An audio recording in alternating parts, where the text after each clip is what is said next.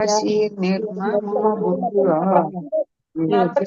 विगतच्छेदः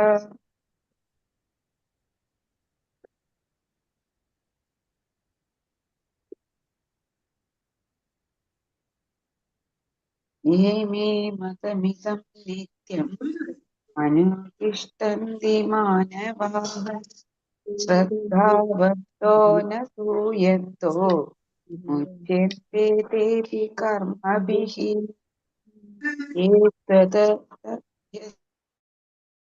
हरे कृष्णा। ओम नमो भगवते वासुदेवाय। ओम नमो भगवते वासुदेवाय। ओम नमो भगवते वासुदेवाय। ओम अज्ञानतिमिरान्धस्य ज्ञानाञ्जनाशलाकया चक्षुरुन्मीलितं येन तस्मै श्रीगुरवे नमः। नमो विष्णुपादाय कृष्णप्रेष्ठाय भूतले श्रीमते भक्तिवेदान्त स्वामिनिधि नामिने। नमस्ते सारस्वते देवे गौरवाणी प्रचारिणे निर्विशेष शून्यवादी पाश्चात्य देशधारिणे। जय श्री कृष्ण चैतन्य प्रभु नित्यानंद श्री अद्वैत गदाधर श्रीवासादि गौर भक्त वृंद। हरे कृष्ण कृष्ण कृष्ण हरे हरे हरे राम राम राम हरे हरे। हरे कृष्ण। ശ്രീ ശ്രീ രാധാ ഗോവിന്ദ് ടെമ്പിൾ ഇസ്കോൺ മാംഗ്ലൂരിന്റെ ഭഗവത്ഗീത ക്ലാസ്സിലേക്ക് എല്ലാവർക്കും സ്വാഗതം. ഹരേ കൃഷ്ണ. എല്ലാവർക്കും പ്രണാമം. അധ്യായം 3 നമ്മള് എടുക്കാനുള്ളത് അല്ലെ. ഹരേ കൃഷ്ണ. ഹരേ കൃഷ്ണ. ഹരേ കൃഷ്ണ മാതാജി. പ്രണാമം. നമ്മള് 20 എത്ര വരെ കണ്ടത്? 29 വരെ ഇട്ടു. ഇനി അടുത്ത് 30 ആണ്. 30 അല്ലെ. ഇന്നലെ എന്താ നമ്മൾ പറഞ്ഞത്? ഇന്നലെ എന്തൊക്കെയാ നമ്മൾ പഠിച്ചത്?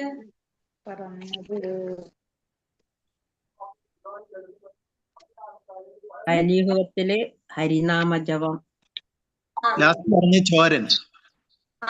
ചോരനെ കുറിച്ച് ഹരേ കൃഷ്ണ മാതാജി.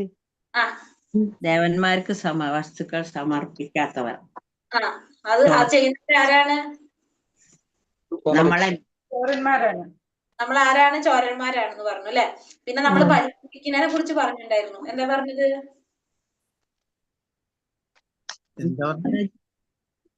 ഭുജിക്കുന്നതിന് ഭഗവാനെ സമർപ്പിക്കാതെ ഭക്ഷണം കഴിക്കുന്നതിന്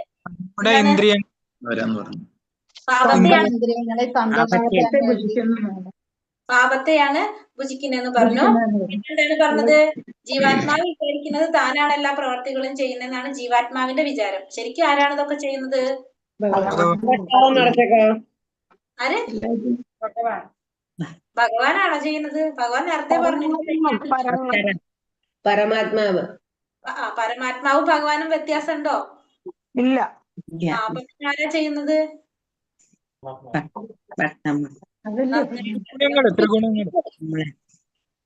ആരാ പറഞ്ഞു? എന്താ പറഞ്ഞേ? ത്രിഗുണങ്ങളാണ് നമ്മളെ കൊണ്ട് വാസ്തവത്തിൽ പ്രകൃതിയുടെ ത്രിഗുണങ്ങളാണ് നമ്മളെ കൊണ്ട് ഇതൊക്കെ ചെയ്യിക്കുന്നത്. വിചാരം എന്താണ്? ആത്മാവിന്റെ വിചാരം ഞാനാണ് ഇതൊക്കെ ചെയ്യണമെന്നാണ്. പക്ഷെ ഇതൊക്കെ ചെയ്യിക്കുന്നത് ആരാണ്? ത്രിഗുണങ്ങളാണ്. ത്രിഗുണങ്ങളിൽ സത്വഗുണം ബാധിക്കുമ്പോ അതിനനുസരിച്ച് ചെയ്യുന്നതും രജോ ഗുണാവുമ്പോ അതിനനുസരിച്ച് ചെയ്യിക്കുന്നത് ആരാണപ്പോ? ഈ ത്രിഗുണങ്ങളാണ് ഇതിനൊക്കെ കാരണം എന്ന് പറഞ്ഞു. പിന്നെന്താ പറയുന്നത്? ഭഗവാന്റെ ഭക്തർ. ഭഗവാനെ നിവേദിച്ച ശേഷമാണ് കഴിക്കേണ്ടത്. പിന്നെന്ത് പറഞ്ഞു? തത്വവിത്ത് എന്ന് പറയുന്നത് ബ്രഹ്മം, പരമാത്മാവ്, ഭഗവാൻ എന്നിവയെ തിരിച്ചറിയാനായിട്ട് കഴിവുള്ളത് തത്വവിത്ത് എന്ന് പറയുന്നു. ഉള്ളവരാണ് തത്വവിത്ത് എന്ന് അറിയപ്പെടുന്നത്. ഇതുവരെ നമ്മൾ എത്തിയത് അല്ലെ 3-ാമത്തെ അധ്യായത്തില്. വികർമ്മം, അകർമ്മം, കർമ്മം. എന്താണത്? ഭഗവാന് വേണ്ടി ചെയ്യുന്നത് അകർമ്മം, ശാസ്ത്രത്തിന് എതിരായിട്ട് ചെയ്യുന്നത് വികർമ്മം, ശാസ്ത്രം അനുസരിച്ച് ചെയ്യുന്നത് കർമ്മം. ഭഗവാന് വേണ്ടി ചെയ്യുന്നത് 3 ശാസ്ത്രത്തിന് വിരുദ്ധമായിട്ട് ചെയ്യുന്നത് വികർമ്മം, ഭഗവാന് വേണ്ടി ചെയ്തു കഴിഞ്ഞാൽ അകർമ്മം, ശാസ്ത്രത്തിൽ പറഞ്ഞിരിക്കുന്ന പോലെ ചെയ്താല് കർമ്മം അല്ലെ. അത്ര നമ്മൾ മനസ്സിലായി. ഇനി 30-ാമത്തെ ശ്ലോകത്തിലേക്ക് നമുക്ക് പോകാം. ഇതുവരെ എടുത്തപ്പോ മനസ്സിലായോ എല്ലാവർക്കും? അടുത്തത് ശ്ലോകം 30. ഹരേ കൃഷ്ണ. എല്ലാവരും കുംഭമേളയ്ക്ക് പോയോ? നമ്മുടെ കാണുന്നില്ല, കുറെ പേരില്ല. മെസ്സേജ് വന്നിട്ടുണ്ടായിരുന്നു കുറെ പേര് മേളയ്ക്ക് പോകണമെന്ന് പറഞ്ഞിട്ട്. അതാ ചോദിച്ചത് ഞാൻ. മയി സർവാണി കർമാണി സന്യാസ്യാത്മചേതസ നിരാശീർ നിർമ്മമോ ഭൂത്വാ യുദ്ധസ്യ വിഗതജ്വരഃ. അതുകൊണ്ട് അപ്പൊ അർജുനനോട് പറയാണ്, അതുകൊണ്ടല്ലയോ അർജുന, നിന്റെ കർമ്മങ്ങളെല്ലാം എനിക്കായി അർപ്പിച്ചുകൊണ്ട് എന്നെ കുറിച്ചുള്ള പൂർണ്ണ ജ്ഞാനത്തോടെ ലാഭേച്ഛയോ ഉടമസ്ഥാവകാശ ബോധമോ അലസതയോ കൂടാതെ യുദ്ധം ചെയ്യൂ. അപ്പൊ അർജുനനോട് പറയാണ്, അതുകൊണ്ട് നീ എന്ത് ചെയ്യണം? നീ കർമ്മം ചെയ്യണം. അതെങ്ങനെ ചെയ്യണം? എന്നെ കുറിച്ചുള്ള പൂർണ്ണ ബോധത്തോടെ എനിക്കായിട്ട് അർപ്പിച്ചുകൊണ്ട് ഉടമസ്ഥാവകാശ ബോധമില്ലാതെ അലസതയില്ലാതെ യുദ്ധം ചെയ്യാനായിട്ടാണ് ഭഗവാൻ ഇവിടെ അർജുനനോട് പറയുന്നത്. അപ്പൊ ചെയ്യണം നീ എന്തായാലും. ആ ചെയ്യുന്നത് എങ്ങനെയായിരിക്കണം? എനിക്കായിട്ട് അർപ്പിച്ചുകൊണ്ടായിരിക്കണം, പൂർണ്ണജ്ഞാനത്തോടെ, എന്നെ കുറിച്ചുള്ള പൂർണ്ണജ്ഞാനത്തോടെ ആയിരിക്കണം. ഉടമസ്ഥാവകാശ ബോധം ഉണ്ടാവാൻ പാടില്ല ചെയ്യുന്ന കർമ്മത്തില്, അലസത ഉണ്ടാവാൻ പാടില്ല. അങ്ങനെ ആയിരിക്കണം നീ എന്ത് ചെയ്യേണ്ടത്? നിന്റെ കർമ്മം ചെയ്യേണ്ടത്. ഒരു കാഷ്യർ തന്റെ യജമാനന് വേണ്ടി ലക്ഷക്കണക്കിന് നാണയങ്ങൾ എണ്ണുന്നു, എങ്കിലും ഒരു ചില്ലി പോലും തന്റേതെന്ന് അവകാശപ്പെടുന്നില്ല. അതുപോലെ തന്നെ ഈ ലോകത്തിലുള്ളതെന്നും ഏതെങ്കിലും ഒരു വ്യക്തിയുടേതല്ല, എല്ലാം ഭഗവാന്റേതാ മാത്രമാണെന്ന് ഓരോരുത്തരും മനസ്സിലാക്കണം. അപ്പൊ ഒരു കാഷ്യർ ആയിട്ട് ജോലി ചെയ്യുന്ന വ്യക്തി കുറെ പൈസ എണ്ണുന്നുണ്ട് രാവിലെ തൊട്ട്, പക്ഷെ വൈകുന്നേരം പോരുമ്പോ എന്ത് വേണം? അത് മുഴുവനും ഉത്തരവാദിത്തപ്പെട്ടവരെ ഏൽപ്പിച്ചു കൊടുത്തിട്ട് വേണം പോരാനായിട്ട്. തന്റേതായിട്ട് അവകാശപ്പെടാൻ അതിലൊന്നുമില്ല. അതേപോലെ തന്നെ നമ്മൾ ഈ ഭൗതിക ലോകത്തില് നമ്മൾ എന്താണ്, ഈ ഭൗതിക ലോകത്തിലുള്ളതൊന്നും നമ്മുടേതൊന്നുമല്ല, നമ്മുടെ സ്വന്തമല്ല, എല്ലാതും ആരുടെയാണ്? ഭഗവാന്റെ മാത്രമാണ്. അപ്പൊ നമ്മൾ ഓരോരുത്തരും നമ്മളത് മനസ്സിലാക്കിയിരിക്കണം. നമ്മുടേതായിട്ടൊന്നുമില്ല. നമ്മൾ ഇവിടെ ഉപയോഗിക്കുന്നു, നമ്മൾ പ്രവർത്തിക്കുന്നു, നമ്മൾ ചെയ്യുന്നു എന്നല്ലാതെ നമ്മുടേതായിട്ട് അവകാശപ്പെടാനായിട്ട് ഒന്നുമില്ല. എല്ലാം ഭഗവാന്റെ ആണെന്നുള്ളത് നമ്മൾ മനസ്സിലാക്കണം. ഏമേ മതമിതം നിത്യം അനുതിഷ്ഠന്തി മാനവഃ ശ്രദ്ധാവന്തോ ന സൂയന്തോ മുച്യന്തേ തേപി കർമ്മഭിഃ. എന്റെ ആജ്ഞാനുസാരണം സ്വകർമ്മങ്ങൾ നിർവഹിക്കുകയോ അസൂയ കൂടാതെ വിശ്വാസപൂർവ്വം ഈ ഉപദേശങ്ങൾ അനുസരിക്കുകയോ ചെയ്യുന്നവർ കർമ്മഫലങ്ങളുടെ കുടുക്കിൽ നിന്ന് മോചനം നേടുന്നു. അപ്പൊ എന്റെ ആജ്ഞാനുസരണം, എന്റെ ആജ്ഞയ്ക്കനുസരിച്ച് സ്വന്തം കർമ്മങ്ങൾ നിർവഹിക്കുകയും അസൂയ കൂടാതെ വിശ്വാസപൂർവ്വം ഭഗവാന്റെ ഈ ഉപദേശങ്ങൾ അനുസരിക്കുകയും ചെയ്യുന്നവർക്ക് എന്ത് സംഭവിക്കും? കർമ്മഫലങ്ങളുടെ കുടുക്കിൽ നിന്ന് മോചനം നേടാനായിട്ട് സാധിക്കും. അപ്പൊ ഭഗവാന്റെ ഈ ആജ്ഞ അനുസരിച്ച് സ്വന്തം കർമ്മങ്ങൾ നിർവഹിക്കുന്നു, അസൂയ കൂടാതെ വിശ്വാസപൂർവ്വം ഭഗവാന്റെ ഈ ഉപദേശങ്ങൾ അനുസരിക്കുകയും ചെയ്യുന്നവർക്ക് എന്തിനു സാധിക്കും? കർമ്മഫലങ്ങളുടെ കുടുക്കിൽ നിന്ന് മോചനം നേടാനായിട്ട് സാധിക്കും. അങ്ങനെയുള്ളവര് കർമ്മഫലങ്ങളുടെ കുടുക്കില്, ബന്ധനത്തില് പെട്ടുപോകുന്നില്ല. ഭഗവാന്റെ ഉപദേശങ്ങള് അനുസരിക്കുന്നു, വിശ്വാസപൂർവ്വം അനുസരിക്കുന്നു, ഭഗവാന്റെ കർമ്മങ്ങള് അസൂയ കൂടാതെ നിർവഹിക്കുകയും ചെയ്യുന്നവർക്ക്. കൃഷ്ണനിൽ വിശ്വാസമില്ലാത്തവർക്ക് ഭഗവത്ഗീതയ്ക്ക് ഭാഷ്യം എഴുതുന്ന തത്വജ്ഞാനികൾ പലരുണ്ട്. അപ്പൊ ഭഗവാനിൽ വിശ്വാസമില്ലാതെ ഭഗവത്ഗീതയ്ക്ക് ഭാഷ്യം എഴുതുന്ന തത്വജ്ഞാനികൾ ഉണ്ടാവും. കർമ്മങ്ങളുടെ കുരുക്കിൽ നിന്ന് അവർക്കൊരിക്കലും മോചനമില്ല. എന്നാൽ സനാതനമായ ഭഗവത് കൽപ്പനകളിൽ വിശ്വാസമുറച്ച ഒരു സാധാരണ മനുഷ്യന് ആ കൽപ്പനകൾ നിറവേറ്റാൻ കഴിഞ്ഞില്ലെങ്കിൽ കൂടി കാർമ്മിക നിയമത്തിന്റെ ബന്ധനത്തിൽ നിന്ന് മുക്തനാകാം. അപ്പൊ ഭഗവാനിൽ വിശ്വാസം ഇല്ലാതെ ഭഗവത്ഗീതയ്ക്ക് ഭാഷ്യം എഴുതുന്നവരുണ്ട്, അങ്ങനെയുള്ളവരും ഉണ്ടാകും. ഭഗവത്ഗീതയില് ഭഗവാനിൽ വിശ്വാസം ഇല്ലാത്തവര്, അങ്ങനെയുള്ളവര് ഭഗവത്ഗീതയ്ക്ക് ഭാഷ്യം എഴുതുമ്പോൾ എങ്ങനെയായിരിക്കും വരിക? ഭഗവാൻ എന്ന് പറഞ്ഞ സങ്കല്പം അവിടെ വരികയില്ല അല്ലെ, ഭഗവാനെ കുറിച്ചുള്ള സബ്ജക്റ്റ് അവിടെ വരുന്നുണ്ടാവില്ല. പിന്നെന്താ പറഞ്ഞത്? അങ്ങനെയുള്ളവർക്ക് എന്തുണ്ടാവില്ല? കർമ്മങ്ങളുടെ കുരുക്കിൽ നിന്ന് അവർക്ക് ഒരിക്കലും മോചനം ഉണ്ടാവില്ല. കർമ്മങ്ങളുടെ കുരുക്കിൽ നിന്നൊരിക്കലും അവർക്ക് മോചനം ഉണ്ടാവില്ല. കാരണം എന്താണ്? അവര് ഭഗവാന് സമർപ്പിച്ചുകൊണ്ട് ചെയ്യുന്നവരല്ല, അവര് അവരുടേതായ രീതിയിൽ ഭഗവത്ഗീതയ്ക്ക് ഭാഷ്യം എഴുതുന്നവരാണ്. ഭഗവാനിൽ വിശ്വാസമില്ല അവർക്ക്. പക്ഷേ എന്താ പറഞ്ഞത്? സനാതനമായ ഭഗവാന്റെ കൽപ്പനകളിൽ വിശ്വാസം ഉറപ്പിച്ച ഒരു സാധാരണ മനുഷ്യൻ, ഭഗവാനിൽ വിശ്വാസം ഉറപ്പിച്ച ഒരു മനുഷ്യൻ ഭഗവാന്റെ കൽപ്പനകൾ നിറവേറ്റാൻ സാധിച്ചില്ലെങ്കിൽ കൂടി, അവർക്ക് ഭഗവാനിൽ വിശ്വാസം അർപ്പിച്ച ഒരു ഭക്തൻ എങ്ങനെയാണ്? ഭഗവാന്റെ കൽപ്പനകള് മുഴുവനും അനുസരിക്കാൻ സാധിക്കില്ലെങ്കിൽ കൂടി ആ വ്യക്തിക്ക് എന്ത് വരില്ല? ഈ കാർമ്മിക നിയമത്തിന്റെ ബന്ധനത്തിൽ നിന്ന് മുക്തനാകാൻ സാധിക്കും. ആ വ്യക്തിക്ക് ഈ കർമ്മബന്ധനം വരില്ല. ആ കർമ്മത്തിന്റെ നിയമങ്ങൾ ആർക്ക് ബാധകമല്ല? ഭഗവാനിൽ വിശ്വാസം ഉറപ്പിച്ച ഒരു സാധാരണ വ്യക്തി ഭഗവാൻ പറയുന്ന നിയാമക തത്വങ്ങളെല്ലാം നിറവേറ്റാൻ സാധിക്കില്ലെങ്കിൽ കൂടി ആ വ്യക്തിക്ക് ബന്ധനം ഉണ്ടാകുന്നില്ല, കർമ്മത്തിന്റെ ബന്ധനം ആ വ്യക്തിക്ക് ഉണ്ടാകുന്നില്ല. ഏതേദപ്യസൂയന്തോ നാനുതിഷ്ഠന്തി മേ മതം സർവജ്ഞാന വിഭൂടാംസാൻ വിധി നഷ്ടാന ചേതസഹ. അസൂയാലുക്കളായി എന്റെ ഉപദേശങ്ങളെ അവഗണിക്കുകയും അനുസരിക്കാതിരിക്കുകയും ചെയ്യുന്നവരെ ഒട്ടും അറിവില്ലാത്തവരും മൂഢന്മാരുമായി കണക്കാക്കണം. പൂർണ്ണത നേടാനുള്ള അവരുടെ യജ്ഞങ്ങൾ വിഫലമാക്കപ്പെടുകയും ചെയ്യുന്നു. അപ്പൊ അസൂയാലുക്കളായിട്ട് ഭഗവാന്റെ ഉപദേശങ്ങൾ അവഗണിക്കുന്നു അല്ലെങ്കിൽ അനുസരിക്കാതിരിക്കുകയും ചെയ്യുന്നു. അവരെങ്ങനെയുള്ളവരാണ്? ഒട്ടും അറിവില്ലാത്തവരാണ്, മൂഢന്മാരായിട്ടാണ് അവരെ കണക്കാക്കേണ്ടത്. പൂർണ്ണത നേടുന്നതിനുള്ള അവരുടെ യജ്ഞങ്ങൾ എങ്ങനെയാണ്? വിഫലമാക്കപ്പെടും. അവര് പൂർണ്ണത നേടാനായിട്ട് എത്ര ശ്രമിച്ചാലും അവർക്കത് സാധിക്കില്ല. കാരണം എന്താണ്? ഭഗവാന്റെ ഉപദേശങ്ങളെ അവഗണിക്കുന്നവരാണവർ, അനുസരിക്കാതിരിക്കുന്നവരാണവർ, ഒട്ടും അറിവില്ലാത്തവരാണവർ. അങ്ങനെയുള്ളവര് മൂഢന്മാരാണ്. അവർക്കൊരിക്കലും പൂർണ്ണത നേടാൻ സാധിക്കില്ല. പൂർണ്ണത എന്ന് വെച്ചാൽ എന്താണ്? ആത്മസാക്ഷാത്കാരം നേടാം. ഭഗവാനെ സാക്ഷാത്കരിക്കാനായിട്ട് അവർക്കൊരിക്കലും സാധിക്കില്ല. അനുസരണകെട്ടായാൽ എത്ര വലിയനായാലും ശരി, ഹൃദയശൂന്യത കൊണ്ട് സ്വന്തം ആത്മാവിനെ കുറിച്ചോ പരബ്രഹ്മത്തെ കുറിച്ചോ പരമാത്മാവിനെ കുറിച്ചോ ഭഗവാനെ കുറിച്ചോ ഒന്നും അറിയാത്തവനാണ്. അതുകൊണ്ട് ജീവിതത്തിന്റെ പരിപൂർണതയെ പറ്റി അയാൾക്ക് അറിയാൻ വകയില്ല. അതുകൊണ്ട് തന്നെ അങ്ങനെയുള്ള വ്യക്തിക്ക് എന്തറിയാൻ സാധിക്കില്ല? ഭഗവാനെ കുറിച്ചൊന്നും അറിയാനായിട്ട് സാധിക്കില്ല. അപ്പൊ ആത്മാവിനെ കുറിച്ചോ സ്വന്തം ആത്മാവിനെ കുറിച്ചോ പരബ്രഹ്മത്തെ കുറിച്ചോ പരമാത്മാവിനെ കുറിച്ചോ ഭഗവാനെ കുറിച്ചോ ഒന്നും അറിയാത്തവനാണ്. അതുകൊണ്ട് തന്നെ ജീവിതത്തിന്റെ പരിപൂർണതയെ പറ്റി അയാൾക്ക് അറിയാനായിട്ട് യാതൊരു വഴി ഉണ്ടാവില്ല. കാരണം അങ്ങനെയുള്ള വ്യക്തിക്ക് എങ്ങനെയാണ്? ഭഗവാനെ കുറിച്ച് അറിയുന്നില്ല, സ്വാത്മാവിനെ കുറിച്ച് സ്വന്തം ആത്മാവിനെ കുറിച്ചും അറിയുന്നുണ്ടാവില്ല, പരബ്രഹ്മത്തെ കുറിച്ചോ പരമാത്മാവിനെ കുറിച്ചോ പിന്നെ ഭഗവാനെ കുറിച്ച് അല്ലെ, ഒന്നിനെ കുറിച്ചും അറിയാത്തത് കൊണ്ട് ജീവിതത്തിന്റെ പരിപൂർണതയും ആ വ്യക്തിക്ക് മനസ്സിലാക്കാനായിട്ട് സാധിക്കില്ല. സദൃശ്യം ചേഷ്ടതേ സ്വാസ്യ പ്രകൃതേ ജ്ഞാനവാനപി പ്രകൃതിം യാന്തി ഭൂതാനി നിഗ്രഹ കിം കരിഷ്യതി. തന്റെ പ്രകൃതിക്ക് അനുയോജ്യമായി തന്നെയാണ് ജ്ഞാനിയും പ്രവർത്തിക്കുന്നത്. ത്രിഗുണങ്ങളിൽ നിന്ന് ആർജിച്ച സ്വഭാവത്തിനനുസരിച്ച് എല്ലാവരും പ്രവർത്തിക്കുന്നു. നിഗ്രഹം കൊണ്ട് എന്ത് പ്രയോജനം? അപ്പൊ ഓരോരുത്തരും പ്രവർത്തിക്കുന്നത് എങ്ങനെയാണ്? ത്രിഗുണങ്ങളിൽ നിന്ന് ആർജിച്ച സ്വഭാവത്തിനനുസരിച്ചാണ് ഓരോരുത്തരും പ്രവർത്തിക്കുന്നത്. ഇവിടെ ഒരു വീട്ടില് സ്വസ്ഥത പറയണത് കിട്ടാൻ തരൂല്ല. ഒരു വീട്ടിലിത്തിരി ഇവിടെ എന്താ പറഞ്ഞത്? തന്റെ പ്രകൃതിക്ക് അനുയോജ്യമായി തന്നെയാണ് ജ്ഞാനിയും പ്രവർത്തിക്കുന്നത്. എങ്ങനെയാണ്? പ്രകൃതിക്ക് അനുയോജ്യമായിട്ട് തന്നെയാണ് ജ്ഞാനിയും പ്രവർത്തിക്കുന്നത്. ഇവിടെ ത്രിഗുണങ്ങളിൽ നിന്ന് ആർജിച്ച സ്വഭാവത്തിനനുസരിച്ച് എല്ലാവരും പ്രവർത്തിക്കുന്നു. അപ്പൊ ത്രിഗുണങ്ങളുടെ അനുസരിച്ച് ഓരോരുത്തരും എന്ത് ചെയ്യാണ്? നമ്മൾ ത്രിഗുണങ്ങൾ നമ്മളെ സ്വാധീനിക്കുന്നതിനനുസരിച്ചാണ് നമ്മുടെ പ്രവൃത്തി സ്വഭാവം ഒക്കെ വരുന്നത്. അതിനനുസരിച്ച് നമ്മൾ പ്രവർത്തിക്കുന്നു. നിഗ്രഹം കൊണ്ട് എന്ത് പ്രയോജനം? അപ്പൊ നിഗ്രഹം കൊണ്ട് നമുക്ക് എന്തെങ്കിലും പ്രയോജനമുണ്ടോ? അപ്പൊ നമ്മൾ എന്താ വേണ്ടത്? പ്രകൃതിക്ക് അനുയോജ്യമായി തന്നെയാണ് ജ്ഞാനി അടക്കം എല്ലാവരും പ്രവർത്തിക്കുന്നത്. പ്രകൃതിക്ക് അനുയോജ്യമായിട്ട് തന്നെയാണ്. ഇപ്പൊ സ്വാഭാവികമായിട്ടും എന്താണ്? അത് നമ്മുടെ സ്വഭാവം ആ ത്രിഗുണങ്ങളുടെ അടിസ്ഥാനത്തിൽ തന്നെ നമ്മൾ വരും, പ്രവൃത്തിയും അതേപോലെ തന്നെ വരും. പൂർണ്ണമായും കൃഷ്ണാവബോധവാനാകാതെ ആരും തനിക്ക് ബന്ധിക്കപ്പെട്ട കർമ്മങ്ങൾ ഉപേക്ഷിക്കാൻ പാടില്ല. നമ്മൾ ഓരോരുത്തരും എന്ത് ചെയ്യണം?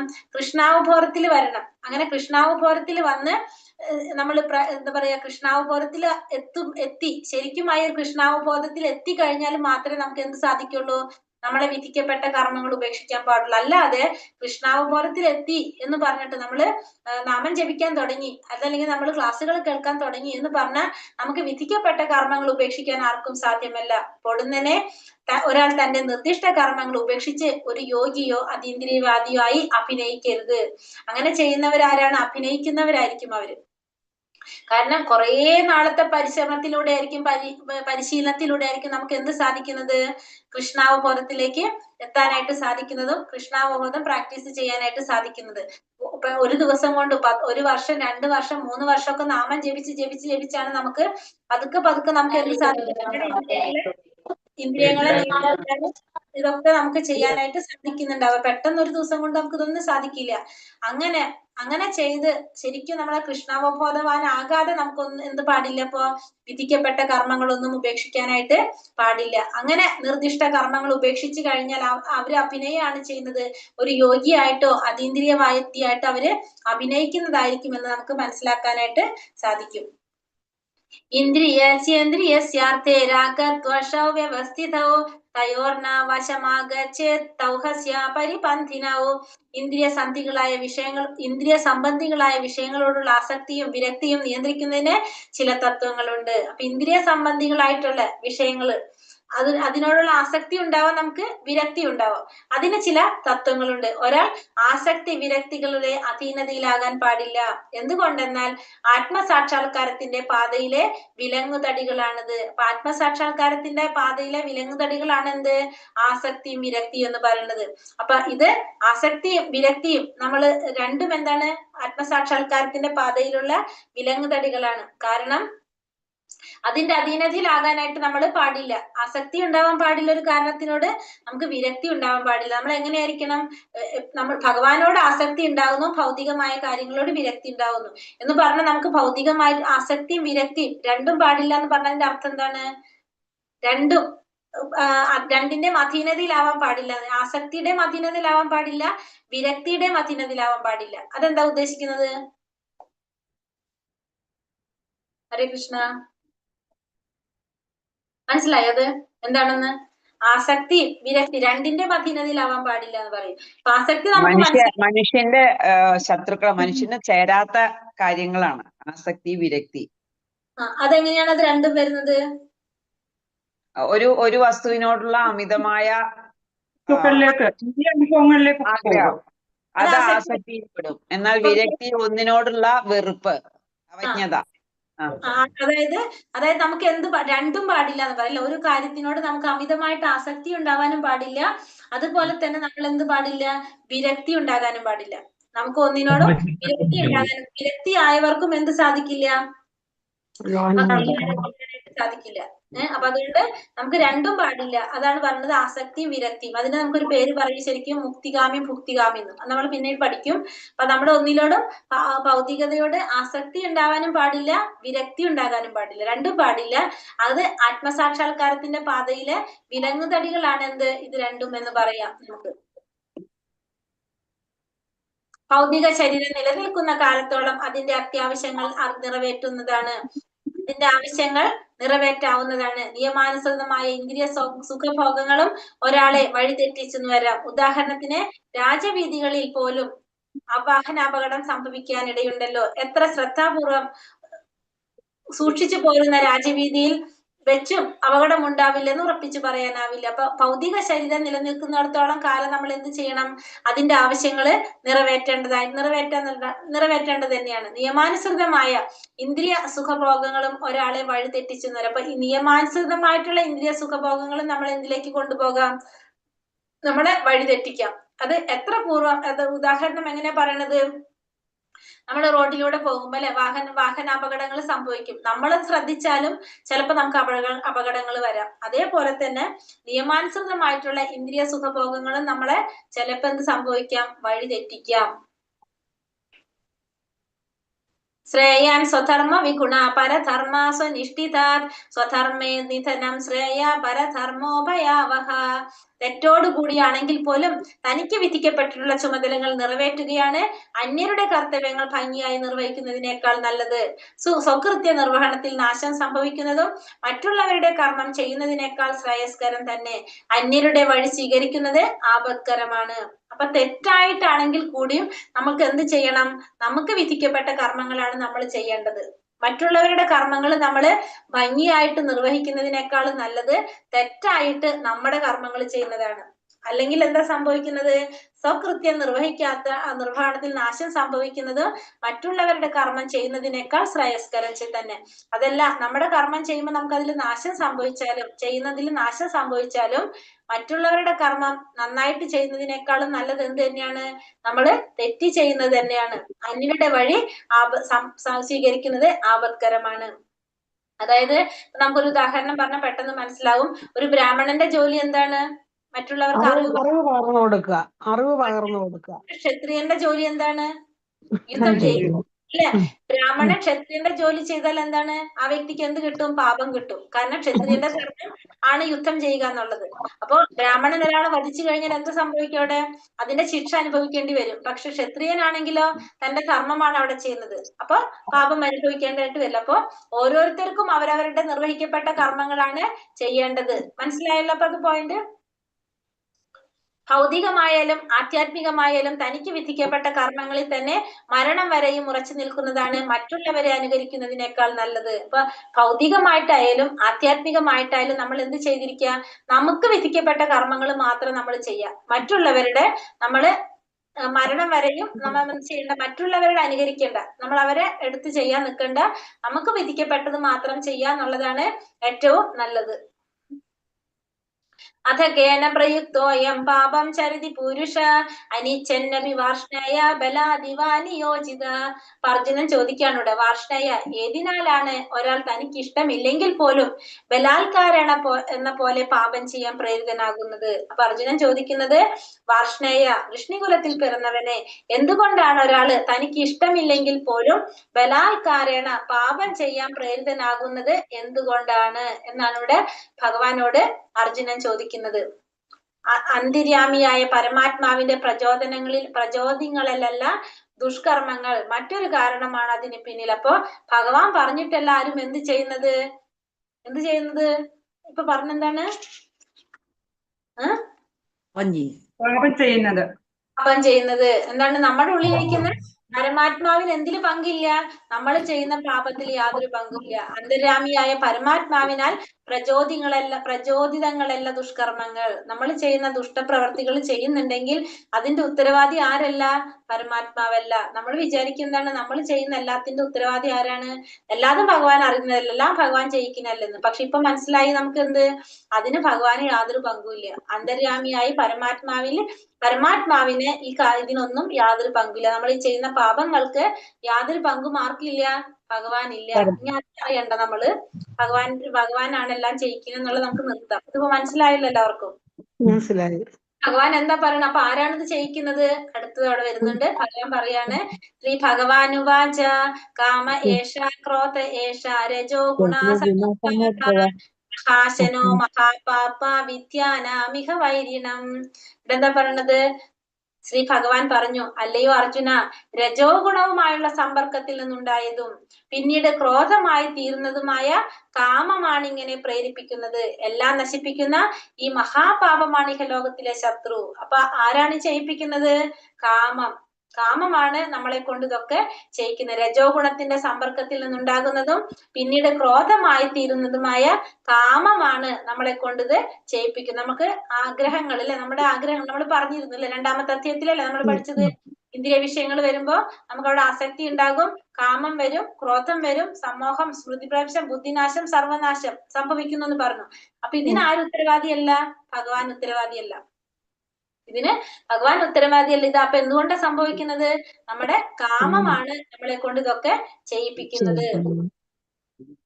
അപ്പൊ നമുക്കത് മാറ്റാൻ എന്താ സാധിക്കുള്ളൂ? എങ്ങനെ സാധിക്കതിന്? ഇന്ദ്രിയ നിയന്ത്രണത്തിലൂടെ അല്ലെ? ഇന്ദ്രിയങ്ങളെ നിയന്ത്രണത്തിലൂടെയാണ് അത് നമുക്ക് മാറ്റാനായിട്ട് സാധിക്കുന്നത്. ഒരു ജീവസത്ത ഭൗതിക സൃഷ്ടിയുമായി ബന്ധപ്പെടുമ്പോൾ രജോ ഗുണവുമായുള്ള സമ്പർക്കത്തിന്റെ ഫലമായി അവന്റെ ശാശ്വതമായ കൃഷ്ണപ്രേമം കാമമായി പരിഗണിക്കുന്നു. പാല് പുളിരസത്തിന്റെ സമ്പർക്കത്താൽ തൈരായി മാറുന്നത് പോലെ ഒരു ജീവാത്മാവ് ഭൗതിക സൃഷ്ടിയുമായിട്ട് ബന്ധപ്പെടുമ്പോ ആ ജീവാത്മാവ് നമ്മുടെ എല്ലാവരുടെ ഉള്ളിലും എന്തുണ്ട്? ശാശ്വതമായിട്ടുള്ള കൃഷ്ണപ്രേമം എല്ലാവരുടെ ഉള്ളിലുണ്ട്. നമ്മൾ പറഞ്ഞു നമ്മള് ഭഗവാന്റെ അംശമാണെന്ന് ഭഗവാൻ പറഞ്ഞു. അപ്പൊ അതുകൊണ്ട് തന്നെ എല്ലാവരുടെ ഉള്ളിലും എന്തുണ്ട്? ആ പിതാവിനോടുള്ള ഒരു പ്രേമം എല്ലാവരുടെ ഉള്ളിലുണ്ട്. പക്ഷെ എന്താ സംഭവിക്കുന്നത്?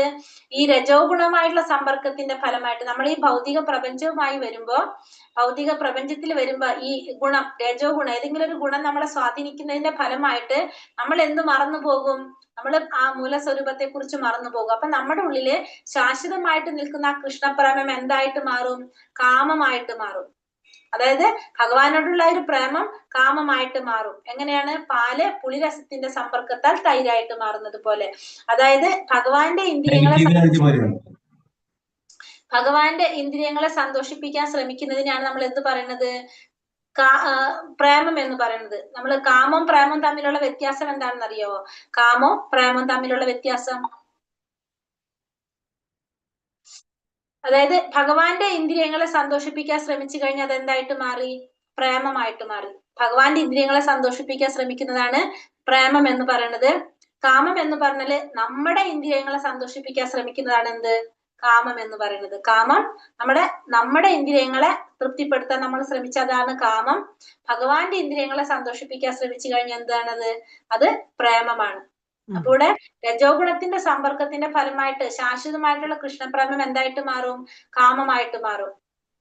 അപ്പോഴാണ് അവിടെ എന്ത് സംഭവിക്കുന്നത്? നമ്മുടെ രജോ ഗുണത്തിലാണ് നമ്മൾ ഈ പറഞ്ഞത് അല്ലെ, നമുക്ക് ഉണ്ടാകുന്നത് കാമം, നമ്മുടെ ആസക്തി വരും, കാമം വരും, ക്രോധം വരും, സമോഹം, സ്മൃതിഭ്രംശം, ബുദ്ധിനാശം, സർവനാശം സംഭവിക്കുന്നതൊക്കെ. മനസ്സിലായോ ഞാൻ പറഞ്ഞത്? ധൂമേനാമ്രിയതേ വന്യർയഥാ ദർശോ മലേന ച യഥോൽബേനാവൃതാ ഗർഭസ്തഥാ തേനേദമാവൃതം. പുക തീൻ എന്ന പോലെയും പൊടി കൊണ്ണാടി എന്ന പോലെയും ഗർഭാശയം ഭ്രൂണത്തെ എന്ന പോലെയും ജീവാത്മാവിനെ വ്യത്യസ്തമായ അളവുകളിലുള്ള കാമം ആവരണം ചെയ്തിരിക്കുന്നു. അപ്പൊ പുക തീൻ എന്ന പോലെ, പൊടി കണ്ണാടി എന്ന പോലെ, ഗർഭാശയം ഭ്രൂണത്തെ എന്ന പോലെ ജീവാത്മാവിനെ വ്യത്യസ്തമായ അളവുകളിലുള്ള കാമം ആവരണം ചെയ്തിരിക്കുന്നു. അപ്പൊ ജീവാത്മാവിനെ പലതരത്തിൽ എന്ത് ചെയ്യാണ്? കാമം ആവരണം ചെയ്തിരിക്കുകയാണ് ചെയ്യുന്നത്. പുക തീൻ എന്ന പോലെ, പൊടി കണ്ണാടി എന്ന പോലെ, ഗർഭാശയം ഭ്രൂണത്തെ എന്ന പോലെ. അതെങ്ങനെയാണെന്നുള്ളത് നമുക്ക് അറിയാവുന്നതാണ്. ഒന്നുകൂടി പറയാം. ഗർഭാശയത്തിൽ ആവൃതമായിരിക്കുന്ന ഭ്രൂണം നിസ്സഹായ അവസ്ഥയെ സൂചിപ്പിക്കുന്നു. അപ്പൊ ഗർഭാശയത്തിൽ ഇരിക്കുന്ന ഭ്രൂണം അതിനെ അനങ്ങാൻ പോലും സാധിക്കുന്നില്ല. അത് ആരുടെയാണ് പറഞ്ഞത്? വൃക്ഷങ്ങളുടേതിന് സമാനമാണ്. അത്തരം ജീവിതം വൃക്ഷങ്ങളുടേതിന് സമാനമാണ്. കാരണം അതിന് അനങ്ങാൻ പോലും പറ്റാത്തൊരവസ്ഥയാണ്. പൊടി മൂടിയ കണ്ണാടി എന്തിനെ സൂചിപ്പിക്കുന്നതാണ്? പക്ഷി മൃഗാദികളുടെ ആത്മാവിനെ സൂചിപ്പിക്കുന്നതാണ് പൊടി മൂടിയ കണ്ണാടി. പുക തീ എന്ന പോലെ മനുഷ്യരോട് ഉപമിച്ചിരിക്കുന്നു. അതായത് നമുക്ക് എന്താണ്, മനുഷ്യർക്ക് ഒരു സത്സംഗം കിട്ടിക്കഴിഞ്ഞാൽ അവർക്ക് എന്ത് സാധിക്കും? അവർക്ക് പെട്ടെന്ന് സാക്ഷാത്കാരത്തിലേക്ക് കടക്കാനായിട്ട്, ആ ഭഗവത് പ്രേമത്തെ മനസ്സിലാക്കാനായിട്ട് അവർക്ക് സാധിക്കും. പക്ഷി മൃഗാദികൾക്കാണെങ്കിലോ വീണ്ടും ഒരു ചാൻസും കൂടി, വീണ്ടും അവർക്കൊരു പരിശ്രമം അവിടെ ആവശ്യമായിട്ട് വരും. ഗർഭാശയം ഭ്രൂണത്തിനാണെങ്കിലോ അതിന്റെ അവസ്ഥ എന്ന് വെച്ചിട്ടുണ്ടെങ്കിൽ അതിന് ഒന്നും പറയാൻ പറ്റാത്ത, ഒട്ടും പ്രകടിപ്പിക്കാൻ പറ്റാത്ത ഒരു അവസ്ഥയിലാണ് അത് നിൽക്കുന്നത്, വൃക്ഷത്തിന്റെ വരുന്നത്. അപ്പൊ അവർക്ക് പിന്നെയും കുറെ സമയമെടുക്കും. അതാണ് ആ കാമത്തിന്റെ നമ്മള് പറയുന്നത്. എങ്ങനെയാണ് ആവരണം ചെയ്തിരിക്കുന്നതെന്ന് മനസ്സിലാക്കുന്നത്. ആവൃതം ജ്ഞാനമേതേന ജ്ഞാനിനോ നിത്യവൈരിണ കാമരൂപേണ കൗന്ദേയ ദുഷ്പുരേണേന ലേനച്ച. ഒരിക്കലും തൃപ്തിപ്പെടുത്താനാവാത്തതും തീ പോലെ ആളിക്കത്തുന്നതും തന്റെ നിത്യശത്രുവുമായ കാമത്താൽ വിവേകശാലികളായ ജീവാത്മാക്കളുടെ വിശുദ്ധമായ അവബോധം ആവരണം ചെയ്യപ്പെട്ടിരിക്കുന്നു. ഒരിക്കലും തൃപ്തിപ്പെടുത്താനാവാത്തതും തീ പോലെ ആളിക്കത്തുന്നതും തന്റെ നിത്യശത്രുവുമായ കാമം കൊണ്ട് വിവേകശാലികളായ ജീവാത്മാക്കളുടെ വിശുദ്ധമായ അവബോധം ആവരണം ചെയ്യപ്പെട്ടിരിക്കും. ഒരിക്കലും തൃപ്തിപ്പെടുത്താനാവാത്ത വിധത്തിലും തീ പോലെ ആളിക്കത്തുന്നതും തന്റെ നിത്യശത്രുവുമായ കാമം കൊണ്ട് എന്ത് ചെയ്യാണ്? വിവേകശാലികളായ ജീവാത്മാക്കളുടെ അവബോധത്തെ ആവരണം. കാമം എന്ത് ചെയ്യാണ്? ഈ ജീവാത്മാക്കളുടെ അവബോധത്തിനെ ആവരണം ചെയ്തിരിക്കും, കവർ ചെയ്തിരിക്കും. അപ്പൊ നമുക്ക് എന്ത് സാധിക്കില്ല? നമ്മളെ ശരിയായ ബോധം നമുക്ക് പ്രവർത്തിക്കാനായിട്ട് സാധിക്കില്ല. കത്തിക്കൊണ്ടിരിക്കുന്ന തീയിൽ വീണ്ടും വീണ്ടും എണ്ണ ഒഴിച്ചാൽ തീ കെടുത്താനാവാത്തതുപോലെ ഇന്ദ്രിയ ഭോഗങ്ങൾ വർദ്ധിപ്പിച്ചതുകൊണ്ട് കാമത്തെ ശമിപ്പിക്കാൻ സാധിക്കില്ല. അപ്പൊ നമുക്ക് ഇന്ദ്രിയ ഭോഗങ്ങൾ വർദ്ധിപ്പിച്ചുകൊണ്ട് നമുക്ക് എന്ത് സാധിക്കില്ല? കാമത്തെ അടക്കി നിർത്താനായിട്ട് സാധിക്കില്ല. നമുക്ക് എന്ത് വേണം? ഇന്ദ്രിയങ്ങളെ നിയന്ത്രിക്കണം. ഇന്ദ്രിയ ഭോഗങ്ങൾ വർദ്ധിപ്പിച്ച് എന്താ സംഭവിക്കുന്നത്?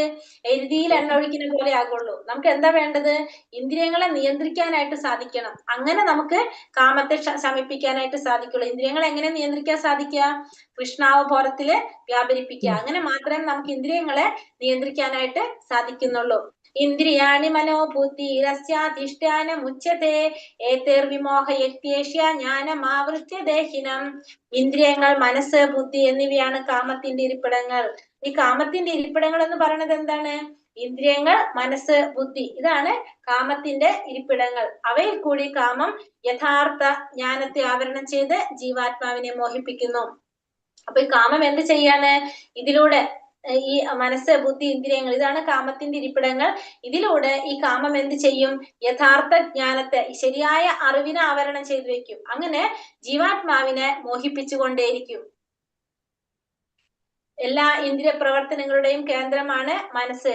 ഇന്ദ്രിയ വിഷയങ്ങളെ പറ്റി കേൾക്കുന്ന മാത്രയിൽ അത് വിഷയ സുഖാനുഭൂതികളുടെയൊക്കെ സംഭരണിയായിട്ട് മാറുന്നു. പിന്നീട് ബുദ്ധിയുടെ വിഭാഗവും കാമപ്രവണതകളുടെ കൂത്തരങ്ങാകുന്നു. കാമാവിഷ്ടമായ ബുദ്ധി ആത്മാവിനെ മിഥ്യാഹംഭാവം കൊണ്ട് ഭൗതിക പദാർത്ഥത്തോടെ സാത്മീഭവിക്കാനും പ്രേരിപ്പിക്കുന്നു. അപ്പൊ എല്ലാ ഇന്ദ്രിയങ്ങളുടെയും പ്രവർത്തന കേന്ദ്രം എന്താണ്? മനസ്സാണ്.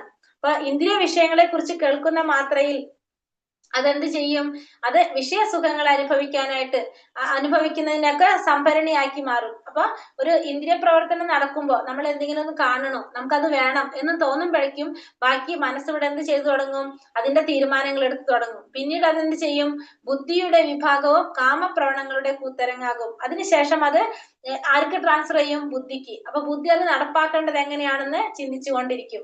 പിന്നീടോ കാമാവിഷ്ടയായ ബുദ്ധി ആത്മാവിനെ മിഥ്യാഹം ഭാവം കൊണ്ട് ഭൗതിക പദാർത്ഥങ്ങളോട് സാത്മീഭവിക്കാനും പ്രേരിപ്പിക്കും.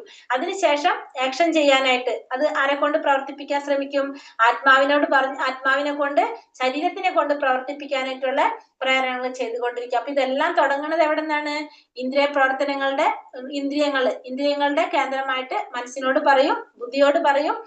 ബുദ്ധി തീരുമാനങ്ങൾ എടുത്തു കഴിഞ്ഞിട്ട് ആക്ഷൻ ചെയ്യാനായിട്ട് അല്ലെ ജീവാത്മാവിനോട് പറയും. ജീവാത്മാവ് ശരീരത്തിനെ കൊണ്ടത് പ്രവർത്തിക്കുന്നു. അതായത് അപ്പൊ നമ്മളെ ഇന്ദ്രിയങ്ങളാണ് എന്ത് ചെയ്യുന്നത്? ഇതൊക്കെ ചെയ്യുന്നത്. അല്ലാണ്ട് ആർക്കൊരു പങ്കുമില്ല, ആത്മാവിന് ഒരു പങ്കുമില്ല. ഇന്ദ്രിയങ്ങൾ പറയുന്നത് അനുസരിച്ചാണ് ഇവിടെ ആക്ഷൻ നടക്കുന്നത്. അതുകൊണ്ട് എന്ത് ചെയ്യണം? തസ്മാത്തോമിന്ദ്രിയാണ്യാദ്യോ നിയമ്യ ഭരതർഷഭ പാപ്മാനം പ്രജഹിഹ്യേന്യം ജ്ഞാന വിജ്ഞാന നാശനം.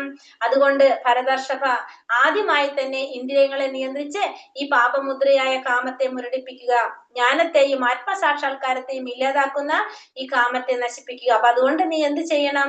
ആദ്യമായി ഇന്ദ്രിയങ്ങളെ നിയന്ത്രിക്കണം. ഇന്ദ്രിയങ്ങളെ നിയന്ത്രിച്ച് ഈ പാപമുദ്രയായിട്ടുള്ള കാമത്തെ മുരടിപ്പിക്കുക.